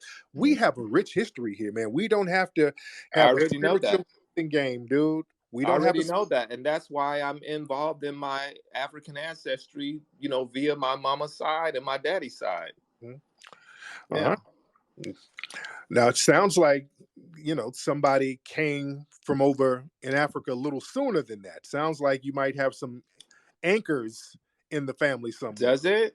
It sounds like it might, because when somebody's that desperate to hold on to a country that they've never been to. And no, it's not that. It's just what my family does. Some of the nicknames, some of the things that we would do, sayings that my mother said. My mother grew up in Opelousas as a young person. So there are things that they would do that was what the people in those areas did. And those were some of those things the Haitian people do. You know, even I'm aware that there were several waves of Haitians that came into Louisiana as well in the mid 1800s. There were Haitians that came into Louisiana. There was some, not a lot though, but it was some. It was some. Right. So, but I mean, voodoo. They practice voodoo where my mother's from. They call it hoodoo. That's not Indian. They practice voodoo in Salem, Massachusetts. You go to that whole Salem witch trial was about voodoo. Right. That was about a woman that taught a bunch of white folks voodoo. Right. Yep. This is different though. This is generations of people practicing hoodoo or voodoo. So that's an African retention as well. Mixed in with the Native Americans. So we mixed in. And so but we became a whole different group. Let's be very clear, because a lot of the identity was erased. The minute we got here, a lot of the African identity was erased off the surface, and we became a whole different ethnic group. All right, let's be very clear. We became totally different. And well, I don't, you know, my thing is this, that the Aboriginal peoples that were here, the Black Indians that were here, are from Africa too. And so everybody from Africa using those parameters. Absolutely, they're from Africa. But these people were not only from Africa, but they maintain an African culture. The Aboriginal culture is an African culture. And that's why it was so easily mixed into the recent Africans that came here. So what's the big deal? But what's an African culture now? Because a lot of the stuff we do, it's not being done in Africa. Who's the African Beyonce? Who's the who's practicing what they call the Mongoloid spirituality who's doing that? I don't see a lot of at least in my experience, my friends, people that I know, everybody that said they had Indian in them, I don't see them practicing the spirituality of the Mongoloids, who allegedly, you know, learned our culture, was adopted by us, and learned the Aboriginal culture of America's, their spirituality, their dance, their music. I don't see us practicing it and doing it. Hell, the Mongoloids don't even do that. They've been amalgamated into white society, but a lot of the Black Some of them do it. I've been to some of the ceremonies where it wasn't a powwow at Stanford University, or, you know, I've been to little bitty ceremonies that families did. And those Mongoloid Indians don't look like us. They're very white looking. They don't look like us. But that's a whole other issue. Because they're not us. Because Right. there were black Aboriginal people here too. Look Right. just like us, and we're them. They're still here. That's us. Okay. They just reclassified us. So, but I'm hoping to see that the FBA does research to find the culture, where the culture is in our culture today. Everything is Where our is culture. it? Everything is our culture. Light bulbs is our culture. Doorknobs is our culture. That's not what I'm talking about. I'm talking about the ancient spirituality. That's my interest. I'm involved in it. Dude, all of this Where stuff is it? Our culture, to my ancient spirituality. Well, I'm talking about the Bear Clan and the Deer Clan and the whatever they was Most doing. of those people don't practice that, dude. Most of those people are Christian now. Well, some of them do though. Even but in I agree with you. I agree with you. Some of them still do though. Even in Africa, they got big statues of white Jesus all over Africa. Look in Nigeria, big huge statue of white Jesus. They don't practice the true. Yeah, they do. I've been there several times, and they practice it. That's why I learned it. That's why I got it. Because I'm there learning the shit there. So, what are we talking about? But in Louisiana, they practice hoodoo in Louisiana. That's African religion, spirituality. Right. But they're practicing Christianity, white Christianity, in all over Africa. They're not even practicing ancient. No, they still got traditionalists that are there. Very few. Very few. No, not very few. They got a substantial community. I've been there. You can't tell me that somebody that's been there. Show me the big statue of Ogun in Africa. I can show you the big statues of white Jesus. Look at just Google Ife and Google Oduduwa. You'll see a big statue of Oduduwa in Ife. Where? That's one. Where? In Ife, Nigeria. A big statue where? They don't have the fucking courtyard in the downtown, in the fucking near the palace of the Oni of Ife. You'll see Oduduwa statue. Okay. They got more than just that. Those kinds of statues. Dude, they got Nigerian churches all around. So is the statue in front of the church? Every other corner is a Nigerian church. Yes, they do. Come on, brother. Come on. You're right. They do. No, you're right. I don't disagree, but they got tradition is still going on, bro. Yeah, we have traditional things, but we have new things. We create different cultures like it's water over here. We are the culture. Foundational Black Americans are the culture here. Everything we do. I agree. We are unique. We've got our own culture. We got our own tribe. But to me, and this is my opinion, our tribe is an amalgamation of African, Native American, or American Indian, whatever you want to call, and European, and less European. But that's the amalgamation of our culture. Now, what I'd like to see, and new creations, because people, a lot of stuff we do, people like to attribute it to Africa and all that. Look, again, we get certain elements here, certain elements there, and then we create our own. Even in African cultures, we have to understand certain things are amalgamations from different African countries, and they go to one country and then they create something new. Most cultures, that's what it is. But I'm hearing you say that, but I don't hear the other young brothers and sisters saying that. They're not saying what you're saying. That doesn't matter. We're not a group, so everybody doesn't have to agree with each other. But they do follow your lead a lot. They listen to you a lot. I'm not a leader of anybody. That's the thing. You influence them a lot. That's why this room has got 1,500 people or 1,200 people in it. I've been influenced by crackheads. I've had a crackhead sit down and give me some of the best advice I've ever had in my life. Anybody can influence you. I'm not a leader. FBA is not a group. People have a right to disagree. Just because everybody's not agreeing, we're talking about that's not going to stop my lineage.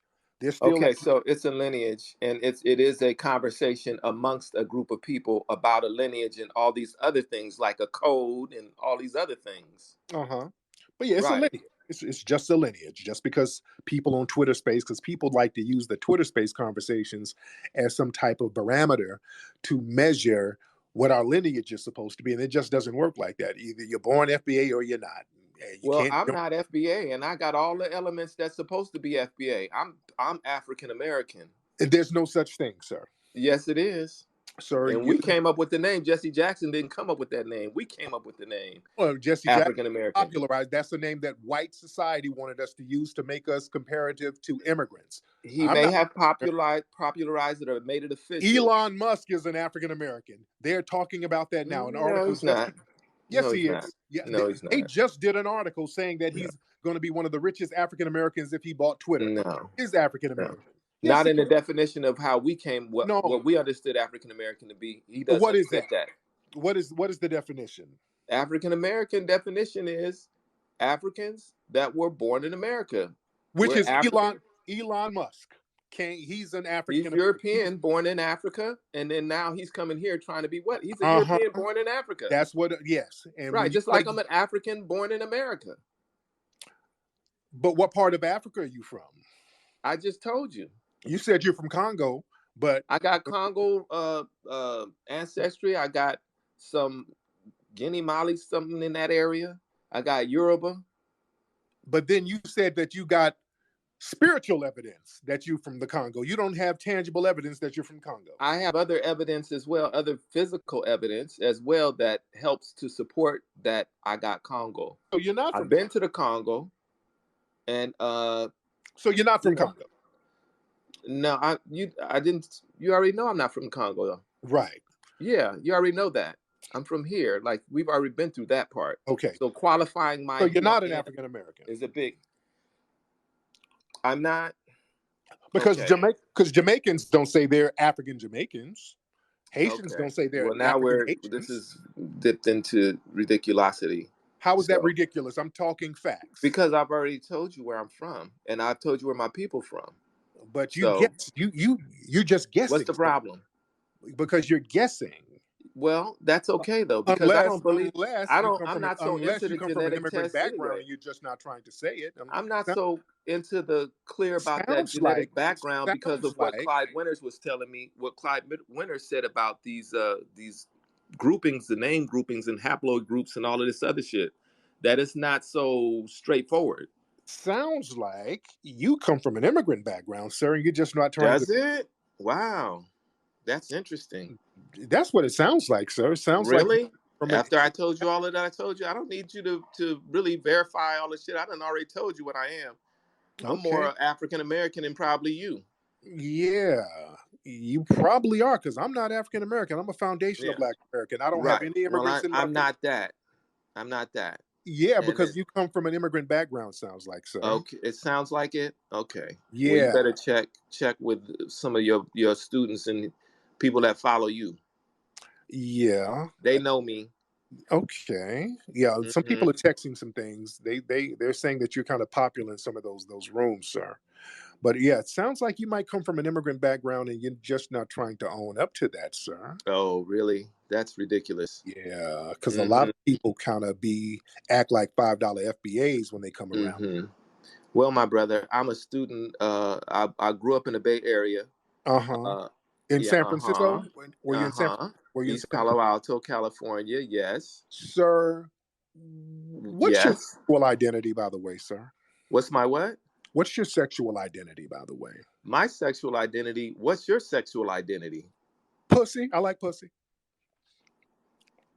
Really? It's that simple. I love. You know, you could tell that to some regular folks, but I know other things than regular folks know. No disrespect, but what's your sexual? And that's interesting that you're getting on my sexual identity at this time, because of you've run out of trying to disqualify me as African American. I didn't mean to touch a nerve, sir. I'm trying to understand. You ain't touched the nerve.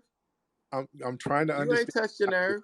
I'm just trying to understand your ideology, sir. You don't need to. My ideology is Pan-Africanism, and that has nothing to do with my sexual life. So it's interesting you bring that up, though. Okay, I touched the sore spot. Okay, it's more than. It's not a sore spot. It's just you dipping into this low level that unfortunately, I see you go to. You're such an intelligent young man, sir. It sounds like Pan-Ass. Here going on. You know what? You can do this with other people. I'm not a child. I'm not a youngster that you can throw this bullshit at. Sir, I'm not trying to insult you. It's just a question, sir. Sir, it's not a question that's relevant to the conversation. Okay, you're right. We'll leave it alone. So we're done with what we've got to do. There's nothing productive anymore about this, because you're basically asking me questions about my ancestry.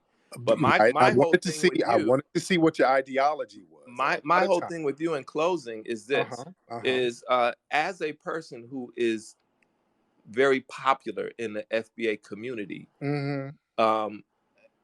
I would really implore you to, focus more on the political and on the reparations part, and less on the insulting Africans and African immigrants, Caribbeans and African immigrants, because I saw a lot of that, and I don't want to even really point that out. I'm trying to say something positive that would be the And sounds like you got highest offended outcome. because you come from an African immigrant background, sir. That's why you sound like you got offended, because we don't really insult African immigrants, sir. And you come from an African immigrant background, sir. Somebody immigrated here, sir. You could say that to other people, Tariq, but you can't. That don't go nowhere with me. Okay. And when I said that before, then you went into my sexual life, which means that you're just trying to, avoid the subject matter. I'm not trying to avoid anything. I just wanted to, because a lot of times certain people with certain sexual identities, they kind of have a certain contempt for foundational Black Americans to a certain degree, because they look at themselves as something different. Not saying that you are. That's why I was asking, sir. But we don't want to. I'm not trying to get into your personal business, sir. Well, it's unfortunate that you've already dipped that low to enter into a subject matter that has nothing to do with anything that we're talking about. So anyway, my brother, I just had that message for you, man. Take the high road, and try to encourage these young brothers and sisters to take the high road. All right, brother. Thank you so much for the call, brother. All right. Okay. Oh, I don't know. This music came from somewhere. I don't know where this music came from, but yeah, I knew something was going on with dude. Okay. All right. Okay. All right. Okay. I knew something was going on with dude. Okay. I knew something was going on with dude. Oh, righty. What's up? Lord. Okay. What's up, Super Jazz? Hey, what up? What's up, Jazz? How are you, brother? I'm all right. I'm foundational Black American. I'm from New York. But what I wanted to tell you, when you was talking about Lewis Latimer, you was talking about Lewis Latimer. Yeah. Hold on. You was talking about Lewis Latimer. And see, what Lewis Latimer don't get credit for is that he's the one who discovered a semiconductor. And before that, there was that shit in the modern day electronic revolution. They try to make it seem like the carbon filament did something, but it's in the same family of all the semiconductors, even that's in your phone. And the modern day mechanical machinery.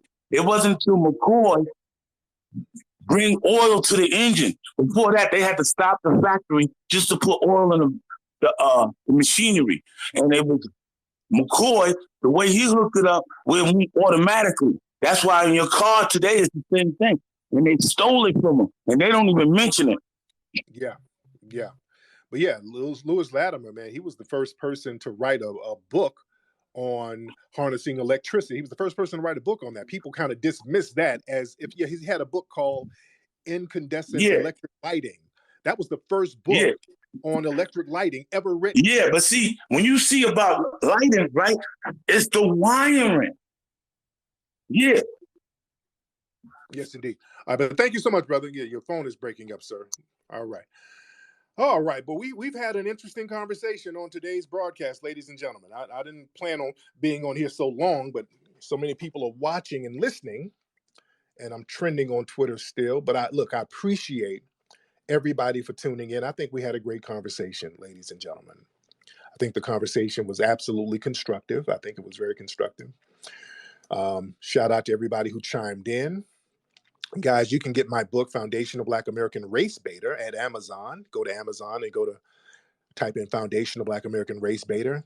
Again, go to officialfba.com to get the Foundational Black American flags and t-shirts. Go to hiddencolorsfilm.com to get Hidden Colors 1 through 5. And you can watch the movie Buck Breaking at buckbreakingmovie.com.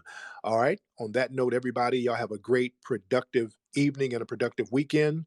And in the words of our Foundational Black American family, I will bid you a farewell in the Tut language.